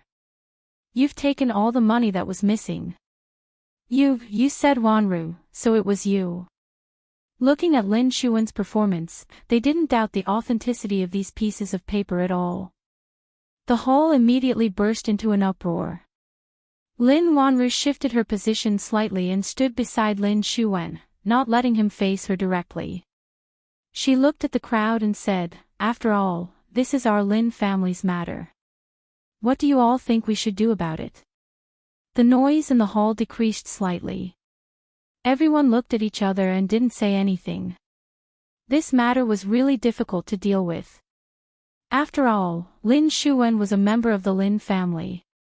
If they really took him to court, it would be a disgrace to the Lin family, and it would be detrimental to the stability of the Lin family. However, if they just let it go and pretend that they didn't see it, they wouldn't be able to convince the masses. After a moment, an old man sighed and said, although Shuwen is wrong, he is still a member of our Lin family. We don't need to trouble the authorities with this matter, right? Another man nodded and said, third uncle's words are reasonable. We shouldn't wash our dirty linen in public. If it gets out, our Lin family will become the laughingstock of Feng State City. We don't need to trouble the authorities. Wanru, what do you think we should do about this matter? Someone shook his head and looked at Lin Wanru. Lin Shuwen suddenly raised his head, and a glimmer of hope emerged in his eyes. Lin Wanru was silent for a moment.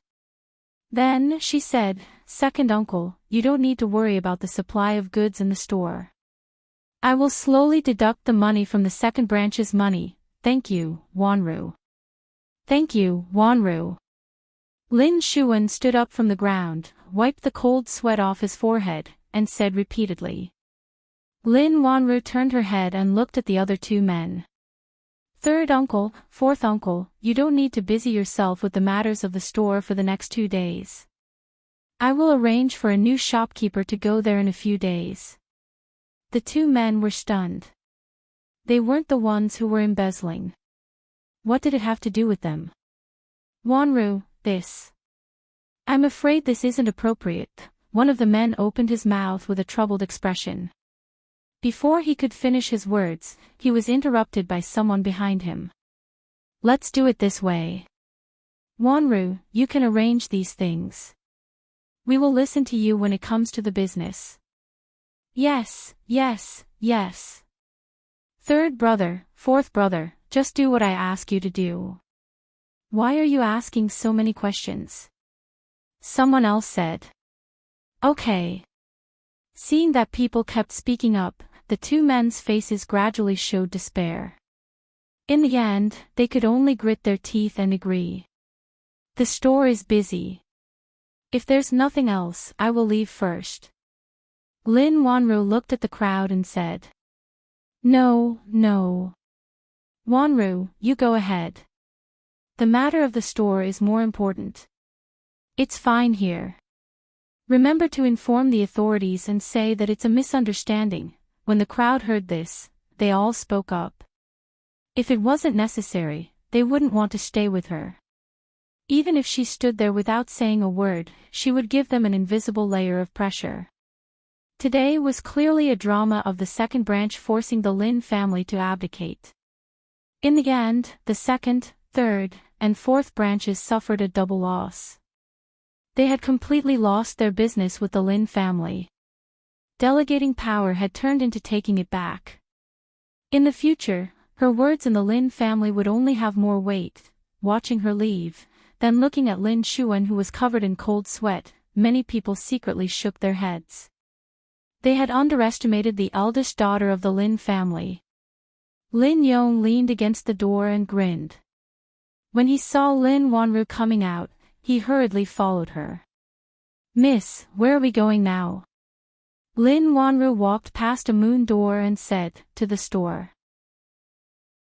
Lin Yong scratched his head and asked doubtfully, "To the store? Isn't that going to the yamen?" "Why are we going to the yamen?"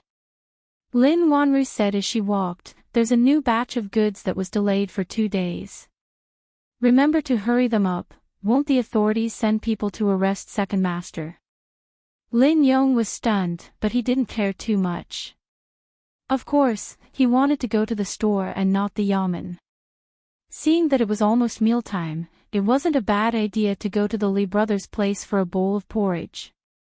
To be honest, he had never tasted such delicious porridge in his life. Although it wasn't full, he felt full of energy after drinking it. He could finally raise his head in front of his mother-in-law at night. It was just that he was prone to nosebleeds after eating, so he always had a cloth to block it.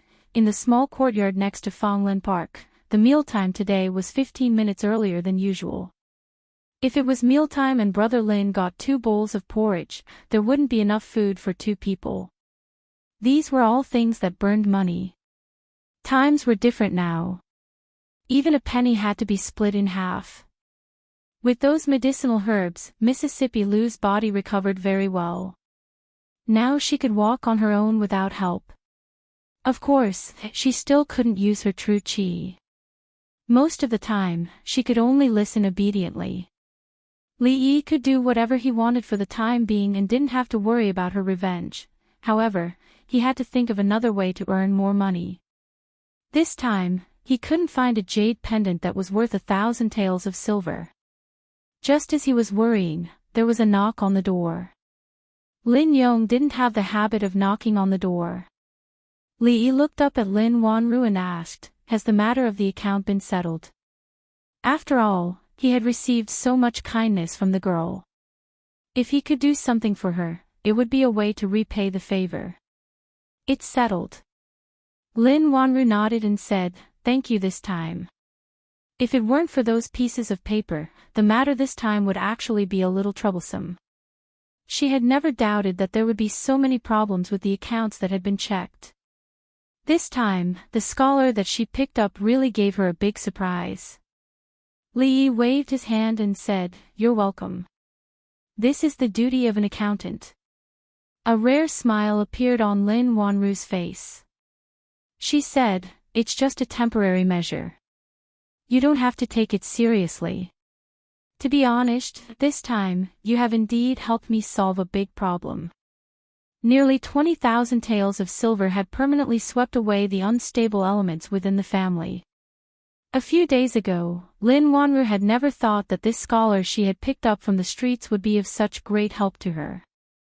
Lin Wanru looked at him and said, "I don't like to owe favors. If you have any difficulties, feel free to tell me. If it's something that I can do, I will do my best to help you." Li Yi looked at her and asked, "Do you really have to thank me?" Lin Wanru nodded. "To be honest, I don't like to owe favors either." Li Yi thought for a moment and said, "Actually, in the past, when someone asked me to check the accounts, something terrible would happen. The price was not small, but this time, let's forget about it. You've helped me, and I've helped you. We don't owe each other anything. How about it?" Lin Wanru nodded and turned to walk outside. When she reached the door, she stopped and turned back to ask, "I don't know. What do you mean by something terrible?" After saying this, she felt that this sentence was a little redundant. Without waiting for Li Yi to answer, she shook her head and turned to leave. In the courtyard, Li Yi sighed and said slowly, "The court is unstable. Officials are stripped of their titles, their properties are confiscated, and they are exiled. People are beheaded."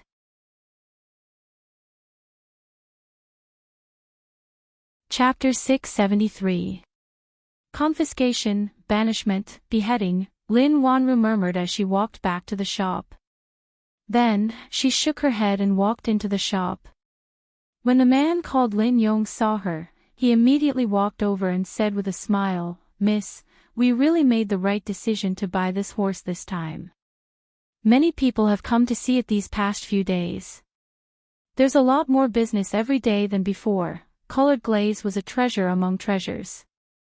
It was rare to see it, even in a jewelry store, let alone such a large horse stepping on a swallow.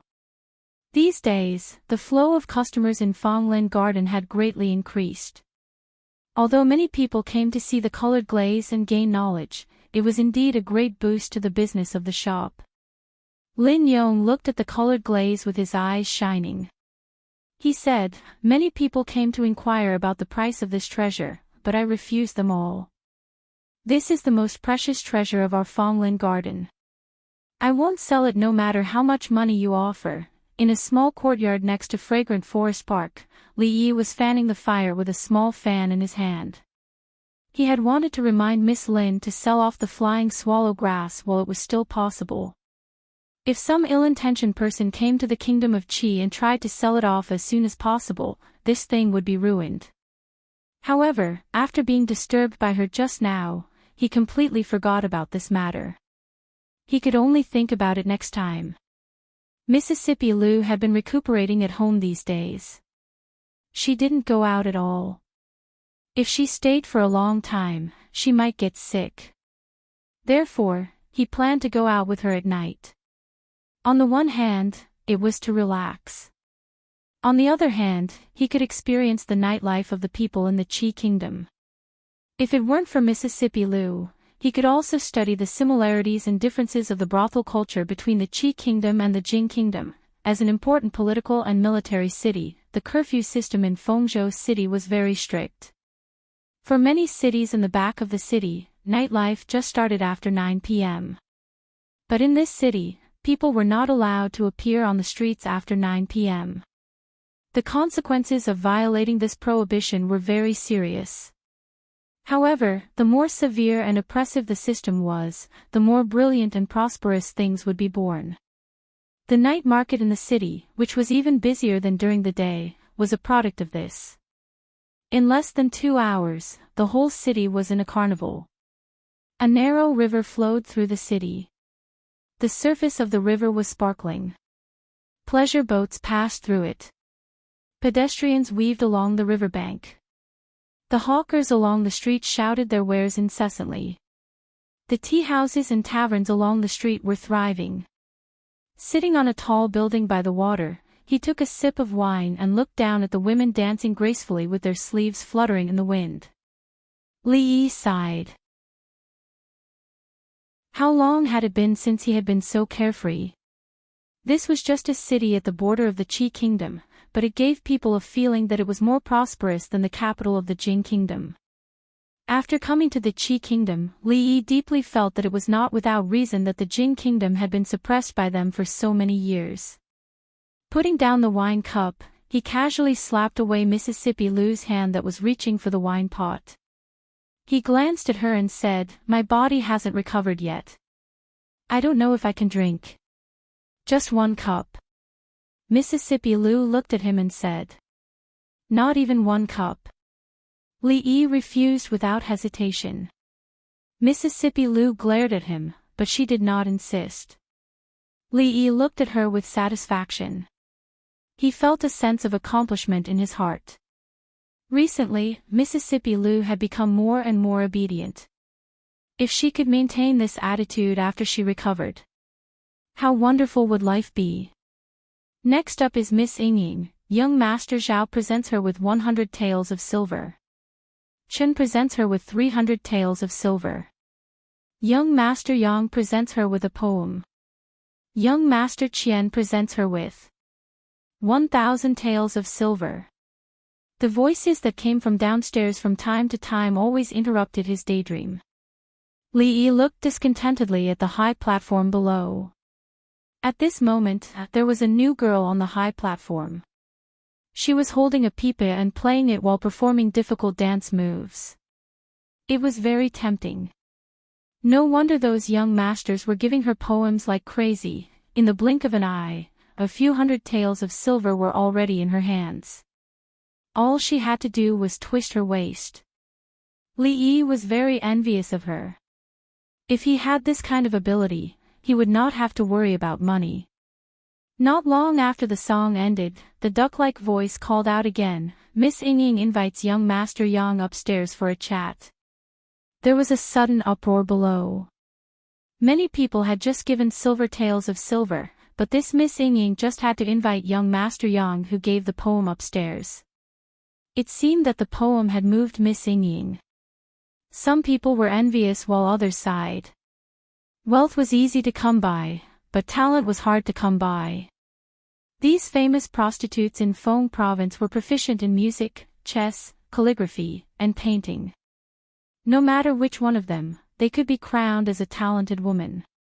Their daily contacts were all famous talents from all walks of life. They had never been interested in idiots who only knew how to throw money. "Why, are you moved?" Mississippi Lou glanced at Li Yi and asked casually when she saw him looking down with an envious face. Li nodded and said, "Yes, 1,000 taels of silver, but it didn't even make a splash. It's such a pity. If you gave it to us, you would have enough medicine for next month." Mississippi Lou was startled, then she shook her head and said, "Medicinal herbs are just auxiliary, it's not necessary." That being said, the sooner Mississippi Lou recovered, the sooner they could go back. Li sighed, "You can't stop taking medicine." Below the pavilion, the topic of the crowd had shifted from Miss Ying to another woman on the stage. At this moment, the woman who was dancing to the music was also a famous prostitute in Phong province. In terms of fame, she was no less than the former. A slightly chubby young man dressed like a scholar and holding a folding fan in his hand sighed and turned away from the crowd. "Hey, isn't this the rich young master who throws money away? There are still a lot of programs later. Why did he leave so early?" Young Master Ying threw money away, but he still couldn't win Miss Ying's heart. "What a pity, what a pity," several voices came from the front. The slightly chubby young man looked up and saw a group of young people coming over. His expression changed slightly. "I don't want to cause trouble today. Get out of the way," he said in a low voice. Then, he forcefully pushed the crowd aside and strode outside. "Humph, he's just a guy who stinks of money. Why is he pretending to be a scholar? Does he really think that holding a folding fan makes him a scholar? He even wants to attract Miss Ying's attention. He's just a toad lusting for swan meat. He's just an idiot. If it weren't for his rich father, I'm afraid he wouldn't even be able to enter this place." Hearing the mocking voices coming from behind, the young man's body trembled. His face turned pale, but his footsteps became faster. *T scholar. So what if he can write a few poems? At the entrance of the pavilion, the slightly chubby young man stood by the side of the road. He clenched his fists and gritted his teeth. Although he said so, his face was full of unwillingness and helplessness. He looked back again and was ready to leave. "What's wrong? Are you unwilling?" At this moment, an abrupt voice suddenly came from the dark alley beside him. The voice was full of temptation. The young man suddenly turned his head and looked into the darkness. He asked vigilantly, "Who is it?" Chapter 674. Who are you? Hearing the voice in the dark alley, the slightly plump young man took a few steps back. Looking at the figure in the dark, his gaze was still vigilant as he asked slowly, "It doesn't matter who I am." In the dark alley, the voice drifted, faintly discernible. "What's important is that I can help you." The young man asked suspiciously, "Help me with what?" The voice said leisurely, "So that you don't have to worry about not being able to write a good poem. You don't have to worry about not being able to get a girl. You don't have to worry about being mocked by those so-called scholars. not being able to get a girl? The man asked doubtfully. No woman will care about you. The voice raised its pitch. The young man was stunned for a moment before realizing something. He blurted out, "You want to teach me how to write a poem?" This time, the voice paused for a long time. "Do you think you're cut out for it?" "What do you mean?" The young man asked doubtfully. "It's very simple. You hand over the money and I hand over the poem. You hand over the money and I'll give you the poem. Once you hand over the money, the poem is yours. You can sign your name and use it however you want." The young man hesitated for a moment before saying, "How do I know you're not just casually writing a few sentences to trick me? Why do you have so many questions?" The voice in the dark became impatient. "Buy it if you want. If not, I'm leaving." "Wait a minute." Some images appeared in his mind. The young man clenched his fists. After his expression changed, he gritted his teeth and asked, "How much is your poem?" "Ranging from 100 taels to 10,000 taels. There are many prices and many choices. We can accept custom-made poems. Love between men and women, brotherly love, gay love, patriotism. Buy 5, get 1 free. Buy 10, get 3 free. The price is fair." The young man asked doubtfully, "Your poem can surpass that, young. If you just want to surpass that poem, I suggest you buy one that costs 100 taels. If you want to amaze the world and impress that young lady, 1,000 taels is enough. If you're willing to pay 10,000 taels, Zhao Xuan will be nothing. In the future, you'll be the new poetry saint of the Qi kingdom." The voice was extremely fleeting and full of charm. It came from the dark. "How about it? Do you want to consider it?" "I want 1,000 taels." After a moment of silence, there was a response from outside. "Just a moment." Something seemed to move in the darkness. The young man seemed to hear a strange sound, and then it went silent. After a quarter of an hour, a voice came from the darkness again. Then, the young man saw a folded piece of paper being handed out from the darkness. He carefully walked over and reached out his hand. The piece of paper shrunk a little. He was taken aback for a moment, then he came back to his senses. He fumbled in his bosom for a while, then handed over a stack of paper and said, "There's a total of 1,000 taels of silver here. You can exchange it for silver at any Qian's bank in the Qi kingdom. Aren't you afraid that I'll lie to you?" After receiving the banknotes, the voice in the darkness came again. The slightly plump young man shook his head and said, "It's only about 1,000 taels of silver. I'll have it if I save a day's allowance." There was no more sound in the darkness. He held the piece of paper and waited for a while. When he gathered his courage and walked into the alley, he found that there was no one there. "Where did you go just now?" After Li Yi returned upstairs and sat down, Mississippi Lu glanced at him and asked, "I went downstairs to get some fresh air and bought some things." Li Yi put a bag of desserts on the table. He bought them from the shop where he borrowed pen and paper. They tasted pretty good. He had to admit that the guy just now was quite bold. He gave away 1,000 taels of silver without hesitation. Even when Li Yi was at his most prodigal, he didn't do this. He always gave 120,000 taels of silver to Mississippi Lu. He was a little thirsty after talking nonsense with that guy for a long time. The alcohol content here wasn't high, so it could be used as a drink to quench his thirst. Li Yi picked up the wine pot, not a drop of wine was poured out. He looked at Mississippi Lu and gradually narrowed his eyes. "It's getting late. I should go back and rest." Mississippi Lu stood up decisively and turned to walk downstairs. Li Yi walked down with a sullen face. When he walked out of the door, he brushed past a slightly chubby young man. "Stop right there. Don't think that this matter will be over just like that. After a slight pause, he strode in the direction of Mississippi Lou. The young man looked back strangely, shook his head, and turned around.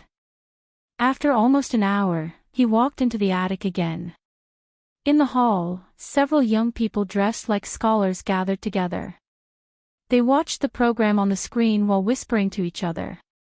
That guy with the surname Chien really thinks that he can buy anything with money.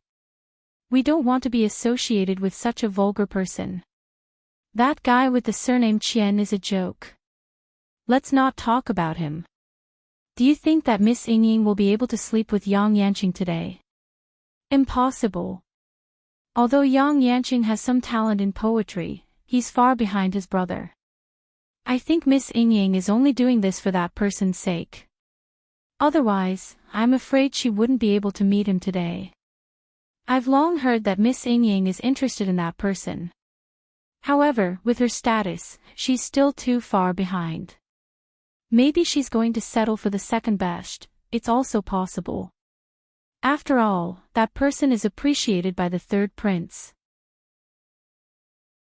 Miss Ying is not worthy of him. A few people were chatting about some things when they were suddenly interrupted by a voice.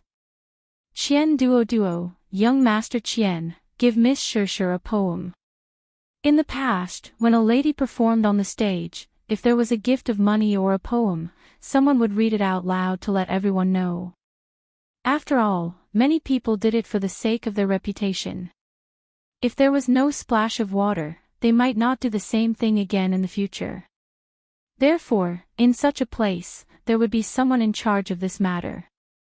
Those who frequented this place were already used to it. However, this time, when they heard this sentence, many people were stunned. This included the lady named Shir who was playing on the stage. Her pretty face was filled with astonishment, and her music was a little chaotic. They naturally knew who Chien duo was. He was the famous young Master Chien in Fengzhou City. The Chien family's banks were opened all over the Qi kingdom. Their business was flourishing everywhere. In the entire Fengzhou City, there were not many families that were richer than the Chien family. The son of a businessman was looked down upon by others. He should have kept a low profile. However, this young Master Chien did not know how to keep a low profile at all. Usually, he boasted that he was a gifted scholar and often lingered in such places.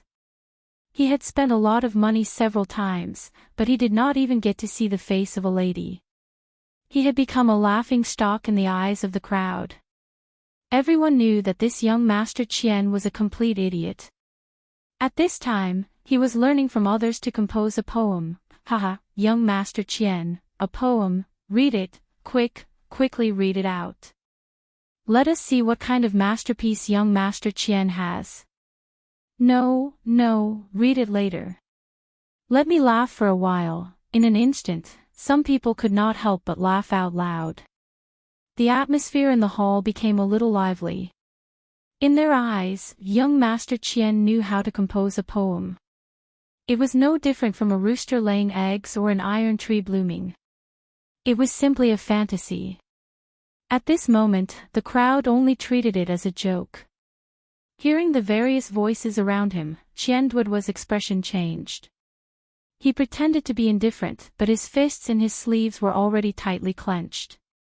He had read the poem just now.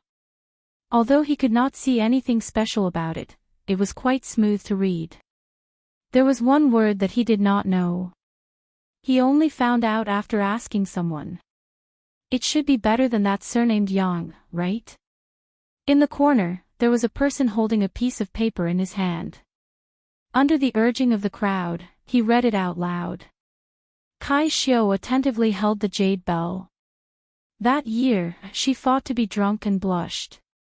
Dancing low in the willow house under the moon, she sang the wind at the bottom of the peach blossom fan.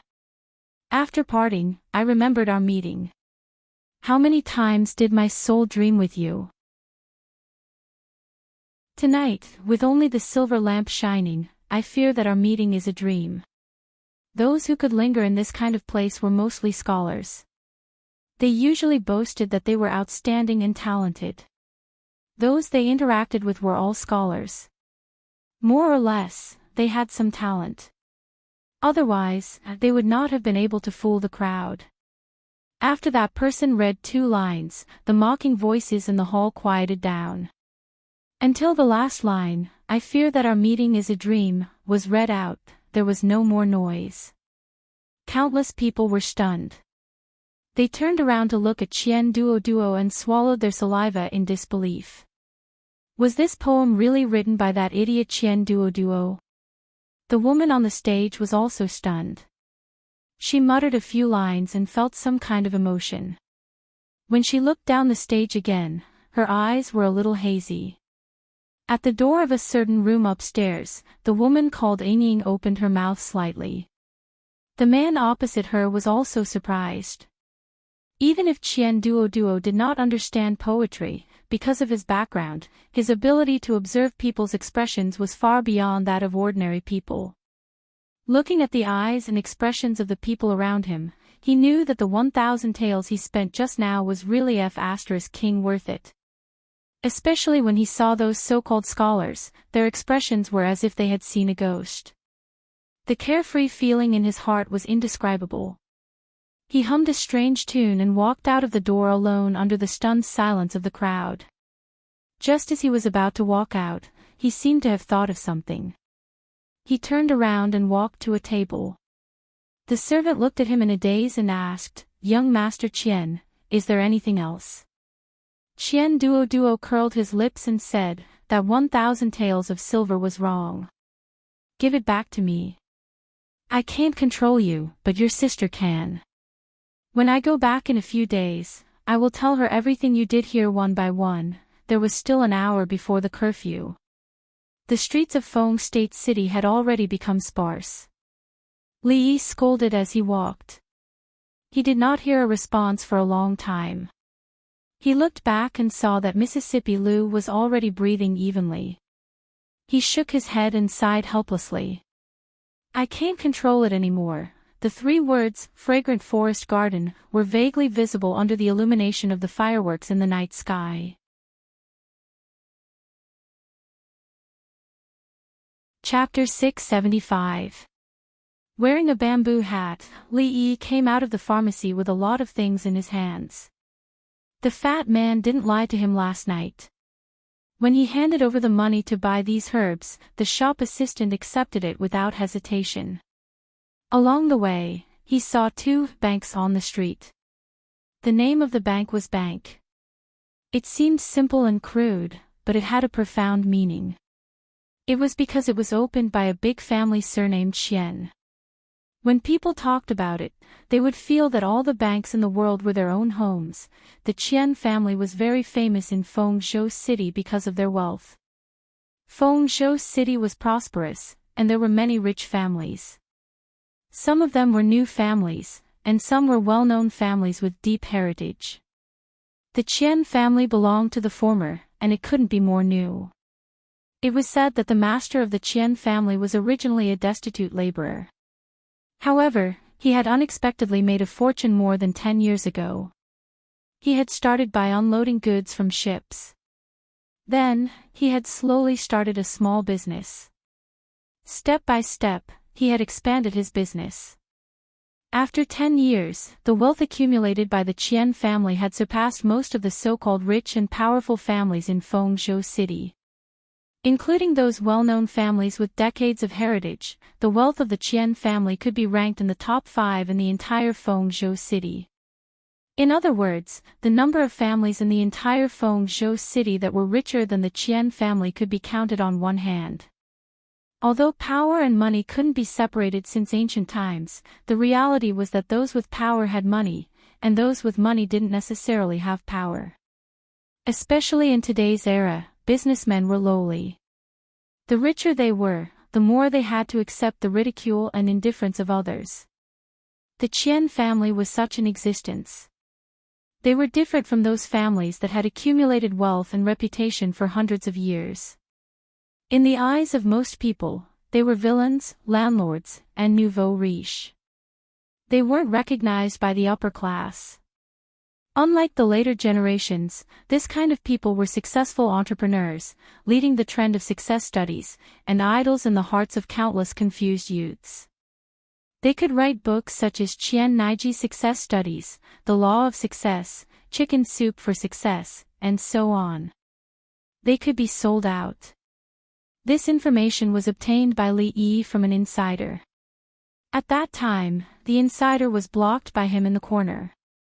He shouted, "Hero, please spare my life," and told him the story of the Chien family's prosperity.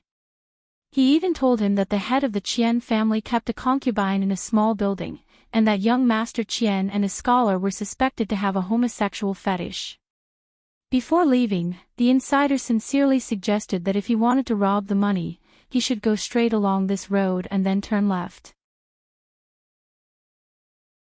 The biggest and most luxurious mansion with a silver lion at the door should be the one.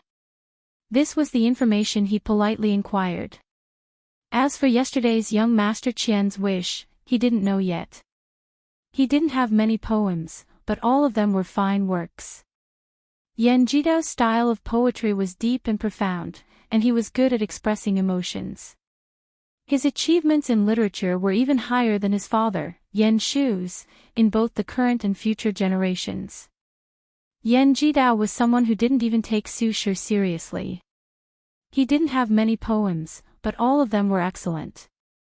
Due to the problems in his life, there were many poems in his poems that sympathized with the fate of prostitutes and dancers and praised their beautiful souls. His style was sad and touching. Which young girl doesn't yearn for love? Which young woman doesn't? Even prostitutes and dancers must have a lover in their hearts that they are looking forward to meeting. Because of their status, they yearn for beautiful things and feelings. Unfortunately, due to their status and age, most women can't obtain the happiness they hope for. If this emotional partridge sky were to be circulated, who knows how many women's hearts would be pierced. Li Yi didn't know if those women's hearts were pierced, but his own heart was pierced. With the help of medicinal materials, Mississippi Lu's body recovered quickly. This time, he gritted his teeth and spent 500 taels of silver to buy medicinal materials of higher quality and older. If he could sell a few more poems, he and Mississippi Lu would soon be able to return home. Half of the 10 banknotes were gone in a short time. Rich people could only be found by chance. Li Yi was a little regretful. He should have left his contact information yesterday. Although he knew where the Chien family was, he couldn't go to them with a mask like this, wearing a bamboo hat and walking on the street. Many people turned their heads. If it weren't for the fact that some people in Jianghu often dressed like this, people wouldn't be too surprised. Perhaps they would be invited to tea by the patrolling soldiers after a while. At a certain moment, a man wearing a bamboo hat walked into a deep alley. Not long after, a young man came out from the other side of the alley. Li Yi looked at the sky. He had been delayed on the road today. He had to hurry back to cook for Mississippi Lu. Fonglin Garden was just ahead. When Li Yi walked over, he greeted Lin Yong, who was leaning against the door. He walked to a small courtyard and gently knocked on the door. Today, Mississippi Lu took a long time to open the door. Li Yi looked at her suspiciously. He pointed at her face and asked, "What's wrong with you? Didn't you wash your face when you woke up this morning?" Mississippi Lu's expression was a little unnatural. She wiped her face with her sleeves and said, "Go wash your hands. It's time to eat. You went out to buy food." Li Yi walked into the house and said, "Didn't I say to wait for me to come back? Your body hasn't recovered yet. It's dangerous outside." He looked at the unknown object on the table and looked up at Mississippi Lu. He asked, "This? Where did you buy this food from? Eat it if you want." Mississippi Lu glanced at him and turned around to walk back to her room. Li Yi reached out his chopsticks and picked up the paste in front of him. He vaguely recognized that this should be green vegetables. As for the other plate, he could only say that he was not knowledgeable enough. He looked at the rice again. Forget it, he could not bear to look anymore. This was obviously the work of Mississippi Lou. No wonder her face was black and white just now. She was also wearing an apron around her waist. Other people were men who worked hard to earn money to support their families. When they returned home, the women had already prepared a table full of delicious food for them. Mississippi Lou was also waiting for him, waiting to poison him to death. Just as Li Yi was facing the unknown object on the table and was at a loss of what to do, Lin Yong walked in from the door with a smile and said, "Li brothers, eating, Brother Lin, you haven't eaten yet, right?" Li Yi looked up at him and was stunned for a moment. He immediately said, "Sit down and eat with us." "This is so embarrassing."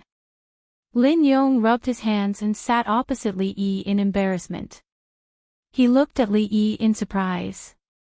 He felt that the Li brothers seemed to be very friendly to him today. Li Yi handed him the chopsticks and said with a smile, "Don't stand on ceremony. I've made a lot of food today. Brother Lin, you can eat as much as you want."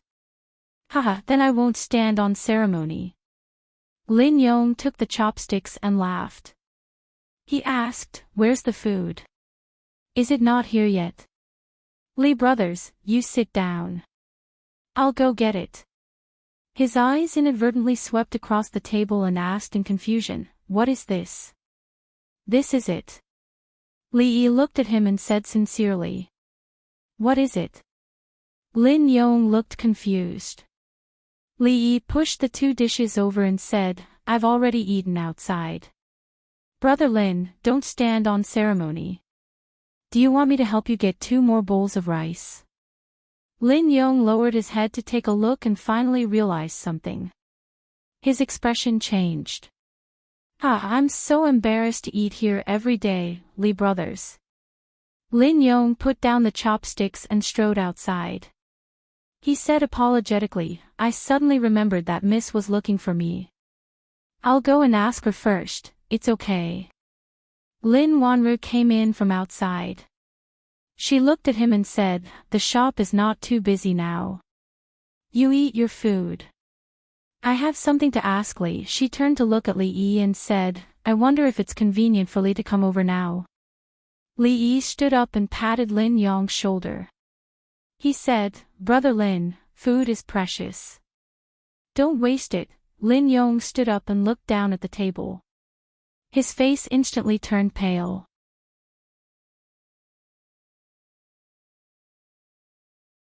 Chapter 676. In the courtyard, Lin Yong picked up his chopsticks, carefully picked up a piece of vegetable and put it into his mouth. He chewed twice, making crunching sounds. In the next moment, his expression changed drastically. He put down his chopsticks and rushed out of the door. On the other side, Li Yi followed Lin Wanru through Fonglin Park and came to a room behind the shop. Lin Wanru poured him a cup of tea and said, "Take a seat first. I'll go get the account book. There are a few places that I don't quite understand. The way you keep accounts is very special." Li nodded and sat down at the table in the room. The layout of Fonglin Park was similar to that of Rui Square. At the front was a shop, and at the back was a place for people to rest. There were not many furnishings in this room. There were tables, chairs, beds, and cabinets. Everywhere was simple. The most eye-catching thing was the many calligraphy paintings hanging on the walls. Although they were called calligraphy paintings, they were actually just words. Li Yi knew that this Miss Lin was a person who loved calligraphy. The works hanging in her room were not the best, but they were of a certain standard. There were books on the table, as well as some neatly stacked manuscripts. When Li Yi skimmed to the top page, he was slightly stunned. The reason why he was stunned was not only because this was the poem Partridge Sky that he had sold to the fat man yesterday, but also because this handwriting was Wang Shiji's semi-cursive script. The ink on the paper was still wet, and it was clearly written not long ago. Women in this world, as long as they studied in primary school, would all use the hairpin-style small regular script. It was rare to see a semi-cursive script. He picked up the paper and looked at it doubtfully. It's not a good imitation. Please excuse me. Lin Wanru's voice came from the side. She said, in the Jing kingdom, you should often see the handwriting of that number one scholar. Otherwise, you can't imitate it so well. Ever since Xiao Xuan spread this handwriting, many people in the Qi kingdom have begun to imitate it. I have to say, among these people, you are the best at imitating. Li Yi was stunned for a moment. He nodded and said, I see it quite often. Just a moment ago, she was still puzzled. When he copied the poem yesterday, he had used a different style of writing. After knowing her for so long, she did not expect that this Miss Lin was also his fan. Life was really full of surprises. Li Yi pointed at the paper and asked, this poem, they said it came from Qingshui River last night. Zhao Xuan hasn't had any poems recently. It's been a long time since I've seen such a good poem. Li Yi nodded and didn't ask any more questions. It seemed that the man wouldn't think that his money was wasted. As if she had thought of something, Lin Wanru asked again, the poems composed by that number one scholar of yours have long spread throughout the Qi kingdom. Did he compose any new poems after that? I don't know much about poetry, and I've never paid attention to it. Li Yi shook his head and said, you just said that you have questions for me. Lin Wanru also didn't continue this topic. She flipped open the account book and pointed at a certain part of it. She said, I'm still not clear about these accounts. Can you explain them to me? Of course. Li Yi nodded and shifted his gaze over. After about a quarter of an hour, Lin Wanru held a piece of paper in her hands that she had just calculated. After looking at it carefully for a few times, she carefully put it away. At the same time, in the small courtyard that was separated by a wall, Li Yi put on his apron and glanced at Mississippi Liu. He said, there's no time to cook. There's still some white rice left from yesterday. Let's make do with egg fried rice for breakfast. The heavens had given her the face of an angel. With the strength of a devil, she had to collect some commission somewhere else. In this life, he didn't expect Mississippi Liu to cook. Li Yi was already very pleased that she had the intention to do so.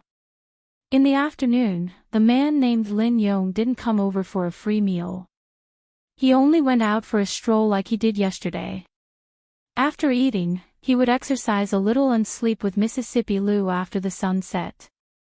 They slept separately.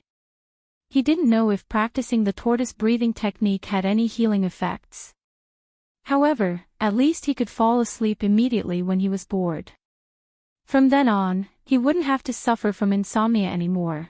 Li Yi turned off the light and looked at the other side of the room that was separated by a piece of cloth. He slowly closed his eyes when he heard the sound of even breathing coming from the other side. The small courtyard quickly fell into silence. Outside the courtyard, the place a few streets away gradually became noisy. No matter which city it was, the most prosperous and noisy place would always be the red light district. The Qingshui River passed through Feng State City. There were many lofts on both sides of the river. Although it was also a place of pleasure, it was slightly more classy. Most of them didn't engage in the naked business of sex. Instead, they were scholars, singers, dancers, lovers, and happy things.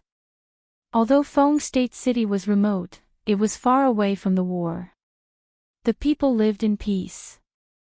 Both sides of the Qingshui River were naturally jubilant tonight. In a small building somewhere, the famous prostitute of Feng State, Hu Yingying, was performing on stage. She was performing her famous skill, the rebound pipa. In the entire Feng State, she was the only one who could perform this kind of dance to the extreme. Hu Yingying also relied on this unique skill to look down on all the other beauties and become the star of this small building. In the past, every time she performed the rebound pipa, there would be no empty seats. However, today, although there were many people below the stage, it was far less than in the past. Among the whispers of the people below, the words, Young Master Qian, would occasionally appear. Everyone here knew that young Master Qian was interested in Huangying.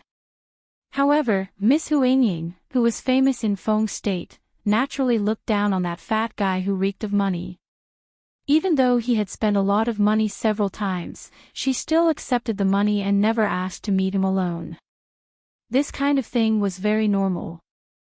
However, yesterday, the ignorant and incompetent young Master Qian actually got a good poem from somewhere and gave it to another lady in the building.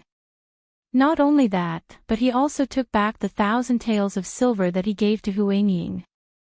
If it was in the past, this kind of behavior would naturally attract ridicule from the crowd. However, yesterday, they couldn't laugh at all. That was because the poem was really beyond their expectations. The whole poem was only about 50 words, but it vividly expressed the first alliance, separation, and reunion between a man and a woman. Writing about sorrow, writing about joy, they were all so sincere and deep that they could shake one's heart. His words were the voice of one's heart. Only a person with true feelings could write such poems. To be able to write such poems, one must also be a person with true feelings. Of course, no one believed that the person who was deeply in love was richy young Master Qian Duo. He was probably annoyed by Huangying and bought poems to give to others. Then, he asked for the money back in order to humiliate her. He had to admit that he had achieved his goal. That sincere poem really touched many people, especially evoking some emotions in the hearts of many singers and dancers. Overnight, it spread across both sides of Qingshui River. The most discussed topic was the poem written by young Master Qian. Where did he buy it from? Huangying lost face, and her popularity plummeted. On the other hand, the girl named Shi's popularity rose by a large margin. In a single night, she replaced Huangying and became the most popular girl here. Even if Huangying used her famous skills tonight, she still couldn't turn the tide. The phrase, "I'm afraid that we'll meet again in a dream," made many girls cry. Although they despised young Master Qianduo's behavior of buying the poem, they couldn't blame him for seeing such an excellent piece of work. Instead, there were people who tried to find out who wrote the poem. However, young Master Qian Duo insisted that he was the one who wrote the poem and refused to budge. Many people had no choice but to leave. I should have bought 100 taels of silver. That night, on the street beside the river, a slightly plump young man stood at the entrance of an alley. He paced anxiously as he muttered to himself. Initially, he thought that by throwing the poem out, he would be able to shock everyone and let Huangying see that he was a real talent. Then, he would turn around and leave, regaining all the dignity that he had lost in the past. However, who would have thought that he would achieve his goal? Early this morning, the Qian family's doorstep was almost trampled through. In the end, he couldn't take it anymore and ran out from the back door. Only then did he barely escape the calamity. At this moment, he finally knew that after telling the first lie, he would have to use countless lies to cover it up. The brother in the dark indeed didn't lie to him. A poem worth 1,000 taels of silver was indeed worth 1,000 taels of silver. He decided to buy one worth 10,000 taels of silver first. In the future, if he saw any lousy scholar that he didn't like, he would use the poem to smash them to death. A figure walked out of the alley. Qian Duo immediately went up and asked anxiously, "Brother, is that you?" The man who walked out of the alley was stunned for a moment. Then, he said angrily, "How dare you scold my mother?" While Qian Duo was stunned, a fist swung over from the front. Note: in ancient Chinese, there are also terms for father and mother. These two terms have existed since ancient times and are not foreign words. In ancient times, mother did not necessarily refer to a brothel keeper. I suddenly remembered that I wrote an empty poem. What's the point of explaining this? To make up the number of words.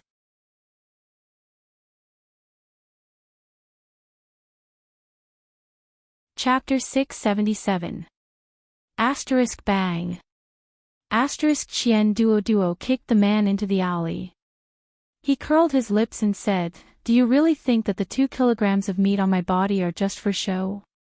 If you want to fight with me, go back and eat for a few more years." He clapped his hands and turned around to look at the bustling street. A vexed expression appeared on his face as he murmured, "Brother, where the hell are you?" Asterisk bang. Asterisk in a certain room in the attic, a woman named Hu Ying fiercely threw her pipa to the ground. Her face was filled with anger as she coldly said, "Surnamed Xian, you've gone too far. Okay, you still have the face to talk about others." The madam stood behind her and glanced at her. She said, "How many times do I have to tell you not to be too unsightly when you eat? You don't even try to win over your sugar daddy. Instead, you flirt with those poor scholars all day. How do you think you so-called famous courtesans came to be? It's all because of money. This time, I'll teach you a lesson. All of you, be more careful." Hu Ying said with a straight face, "But, no buts." The madam waved her hand and said, "Find time to properly apologize to young Master Qian. Let me tell you, if you have the surname Qian in the future, you'll enjoy endless glory and wealth. The money that old Master Qian spills out from between his fingers is enough to buy this entire building. I might even have to listen to your face. Tell me, what's so good about those poor scholars? If you follow them, you deserve to suffer for the rest of your life." Hu Ying gritted her teeth and didn't say anything else. The madam glanced at her and walked out of the room. When she reached the door, she turned around and said, "Don't tell me that you're still thinking about that person. Let me give you a piece of advice. Give up. You're just a prostitute, you can't reach his level." Hu Ying raised her head and gritted her teeth. She said, "Ying understands, afraid that we'll meet again in a dream." "Xiuwen, do you think this poem was really written by that young Master Qian?" In a luxurious mansion in Feng State City, a white-clothed youth recited a few lines and raised his head to look at the young man in front of him. "Regardless of whether he is or not, I have to meet this young Master Qian." Zhao Xiuwen, who had been writing, put down his brush and looked at the partridge sky that he had recopied onto the paper.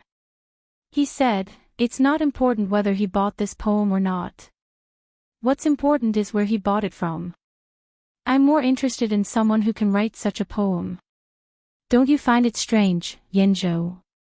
Becoming famous overnight is a little strange."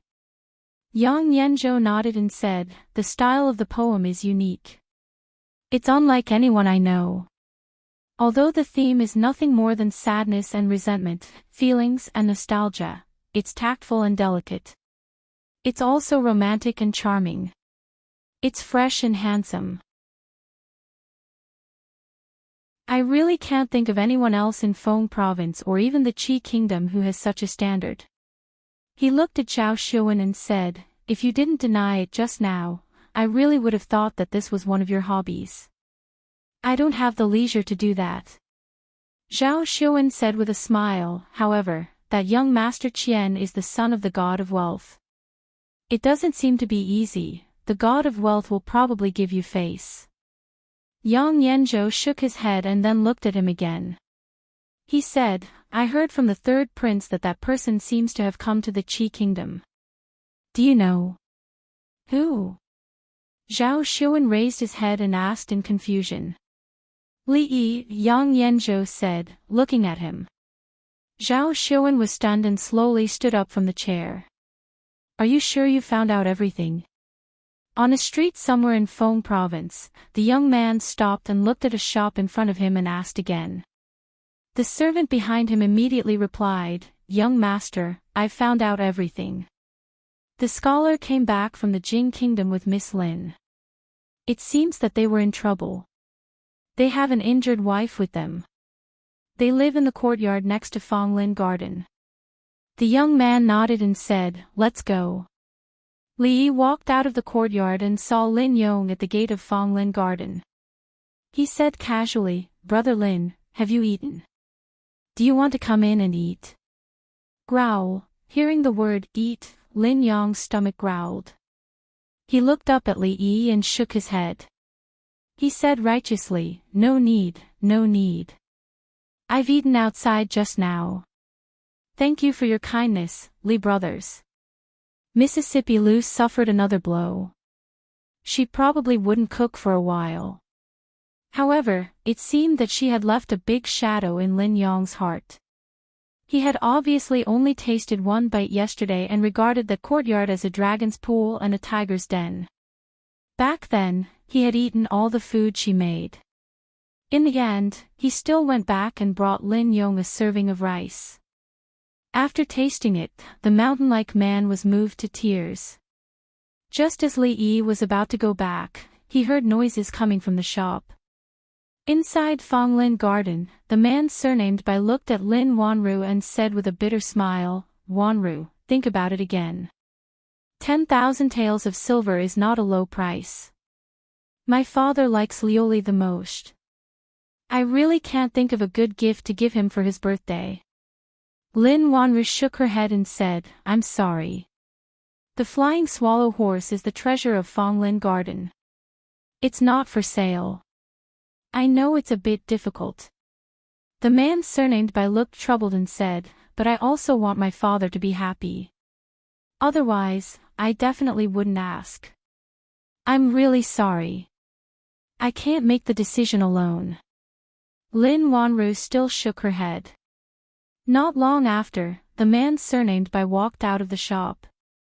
After glancing at Li Yi, he shook his head and turned to leave. Li Yi thought about it and walked into the shop. He saw Lin Wanru standing in front of the Lioli ware.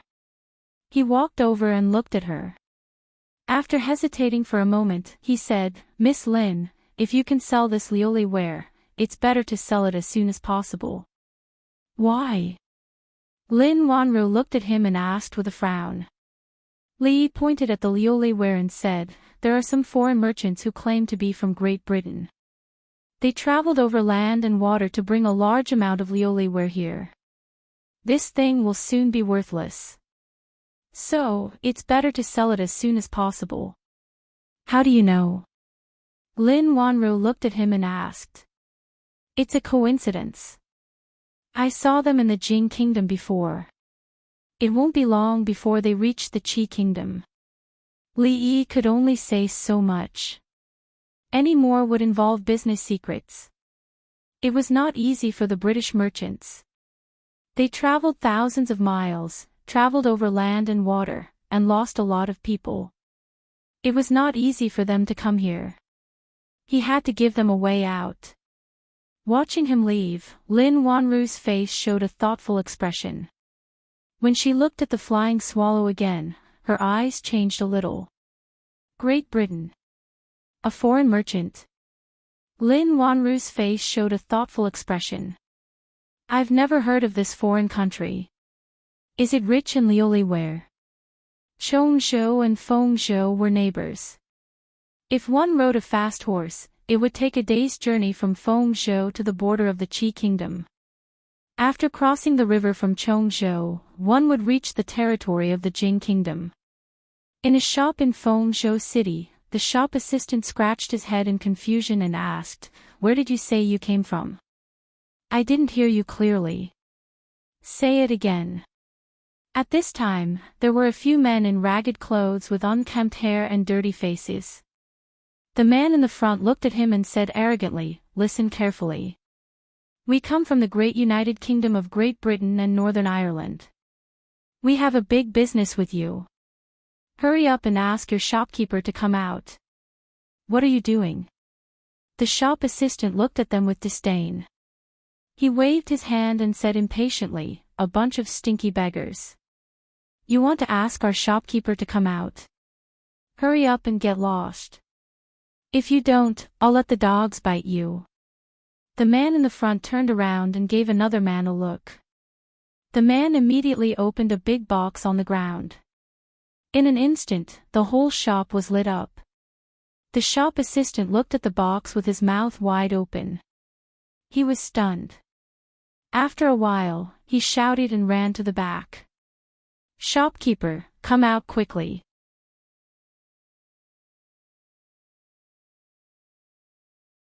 Chapter 678. Qian Duo Duo had been distressed for the past 2 days. The poem "Partridge in the Sky" and the phrase "I'm afraid we'll meet in a dream" had spread his name throughout the entire Feng State City. Although his name was well known in Feng State City before this, the meaning was very different. Foppish, idiot, prodigal. This was what people thought of him before. Foppish, idiot, prodigal, poem seller. This was what people thought of him now. He needed to prove himself and prove that he didn't buy the poem. He wasn't an idiot. He just didn't want others to know about it. However, the brother who sold him the poem had disappeared. The other party appeared mysteriously and disappeared mysteriously. He hadn't appeared since that night. It was as if the other party had appeared to save him that day. He didn't know the brother's name or appearance. The only clue he had was that alley. Therefore, he asked his father to buy the restaurant across the alley the next day. At this time, he was sitting in the restaurant's lobby. From time to time, he would look outside. If he saw someone stopping at the alley, he would go out and ask them. However, it had been 2 days and he still hadn't seen the person he was looking for. He sighed as he walked out of the alley again and returned to the restaurant. Li leaned against the wall outside a shop. Occasionally, he would look inside and be caught by the gazes of the 2 women at the door. He looked up and saw that the sign of Rui Workshop was very eye-catching. He couldn't help but feel a bit depressed. He didn't know which bastard had copied the style of his own underwear, but he had even copied the name of the shop. Not only did he plagiarize, but he also didn't want to let him in. Mississippi Lou was injured. If something happened to her inside, he wouldn't be able to help her in time. He had brought Mississippi Lou out to shop during the day to buy some clothes and daily necessities. She had been in the underwear shop for a quarter of an hour. It seemed like she wouldn't be able to come out anytime soon. Li leaned against the wall in boredom. He looked at the people coming and going on the street. When his eyes swept across a certain alley, he was slightly stunned. Did she leave Feng State? Qian Duo Duo walked out of the alley again and sighed. When he was about to enter the restaurant, he suddenly heard a voice coming from the alley behind him. "Are you satisfied with the poem?" Hearing the familiar voice, Qian Duo Duo stopped in his tracks. He immediately turned around and said, "Brother, you're here." The voice just now came from inside the alley. He quickly walked into the alley, and when he was halfway there, the voice sounded again. "All right, just stop there." Qian Duo Duo immediately stopped in his tracks and looked at the corner of the alley, where a corner of a shirt could be seen. "Are you satisfied with the words?" The voice rang out again. "Yes, I'm very satisfied." Qian Duo Duo nodded fiercely. He had never bought such a valuable thing in his life. Now that he recalled the expressions of those people that night, he felt so happy that he wanted to shout out loud. "As long as you're satisfied. I'm leaving." When the voice rang out again, a copper coin flew out from the corner of the alley. "Received a good review, returned 1 coin." Qian Duo Duo caught the copper coin, and after being stunned for a moment, his expression changed. He quickly took a few steps forward, and then seemed to remember something. He stopped and anxiously said, "Brother, please wait." A moment later, a voice came from the other side, "Is there anything else?" A smile appeared on Qian Duo's face as he said, "I wonder if brother still has poems for sale." The voice paused and asked, "How many songs do you want?" 10 songs. Just like before, 10,000 taels of silver. According to your rules, buy 5 and get 1 free, buy 10 and get 3 free. That's a total of 13 songs. Are there any special requirements? Just like the previous song. Love between a man and a woman. Qian Duo nodded vigorously. Yes, that's it. The person on the other side did not speak immediately, as if he was thinking. After a while, the voice sounded again. Pay a deposit of 5,000 taels first, and the item you want will be delivered to you by tonight. Qian Duo took out a stack of banknotes from his pocket. After splitting them in half, he walked to the corner of the room and carefully handed them over. 5,000 taels. Aren't you afraid that I'll run away with the money? Li Yi leaned against the wall and asked. I trust you, brother. The voice came from the other side. Besides, it's only 5,000 taels, but 5 days' worth of pocket money. Li Yi waved his hand and said, wait at the entrance of the alley before it gets dark. Thank you, brother. Qian Duo beamed with joy and asked again, may I know your name, brother? Then, as if he remembered something, he immediately said, I'm sorry, I broke the rules. Brother, please don't blame me. It's fine. The voice was very straightforward this time. Fine, I won't change my name or my surname, just call me Li Han. Where did you go? When Li Yi walked back, Mississippi Lu was standing in front of the underwear store, holding 2 exquisite bags in her hands as she looked at him and asked. Just walking around. Li Yi took the bags from her hands and said, let's go and take a look in front. Catch him quickly. As soon as he said that, an anxious voice came from behind. A figure ran past Li Yi at lightning speed, followed by a middle-aged fat man who was panting heavily. When the fat man ran to Li Yi's side, he finally could not run anymore. With one hand on his waist, he shouted weakly, catch the thief, it's you. Li Yi looked at the middle-aged fat man and asked in surprise. The fat man only glanced at him, took a moment to catch his breath, and continued to run forward. Li Yi shook his head. The jade pendant given to him by the old emperor had only been sold for 1,000 taels of silver to this fatty. To think that this fellow would end up like this. From the looks of it, the thief must have stolen something valuable from him. Let's go. The thief had already disappeared. Li Yi looked at Mississippi Lu. There was still a ready-made clothing store in front. They would go there for a while before going home to cook. In front, the middle-aged fat man held his waist and said to a constable, the money bag has been stolen. There's also a piece. He paused for a moment, it's the money bag has been stolen. Chase. The constable looked at the direction he was pointing at, waved his hand, and immediately chased after the thief with the other constables behind him. In a dilapidated alley somewhere. Today's harvest is not bad. A man waved to the 2 people beside him as if he was showing off. There's actually so much silver. After saying that, he spread out his other hand and said, there's also a piece of broken jade. I don't know how much it's worth, let's find a place to pawn it tomorrow. Not long after, the few people came out of the alley with satisfaction and bumped into a person who was walking towards them. Damn, are you blind? It's you again. The man looked at the man who bumped into him and grabbed him by the collar, mocking, why didn't you ask me if I've heard of your Padian Empress today? Protector, it's him. The man pulled on the man's clothes and said loudly.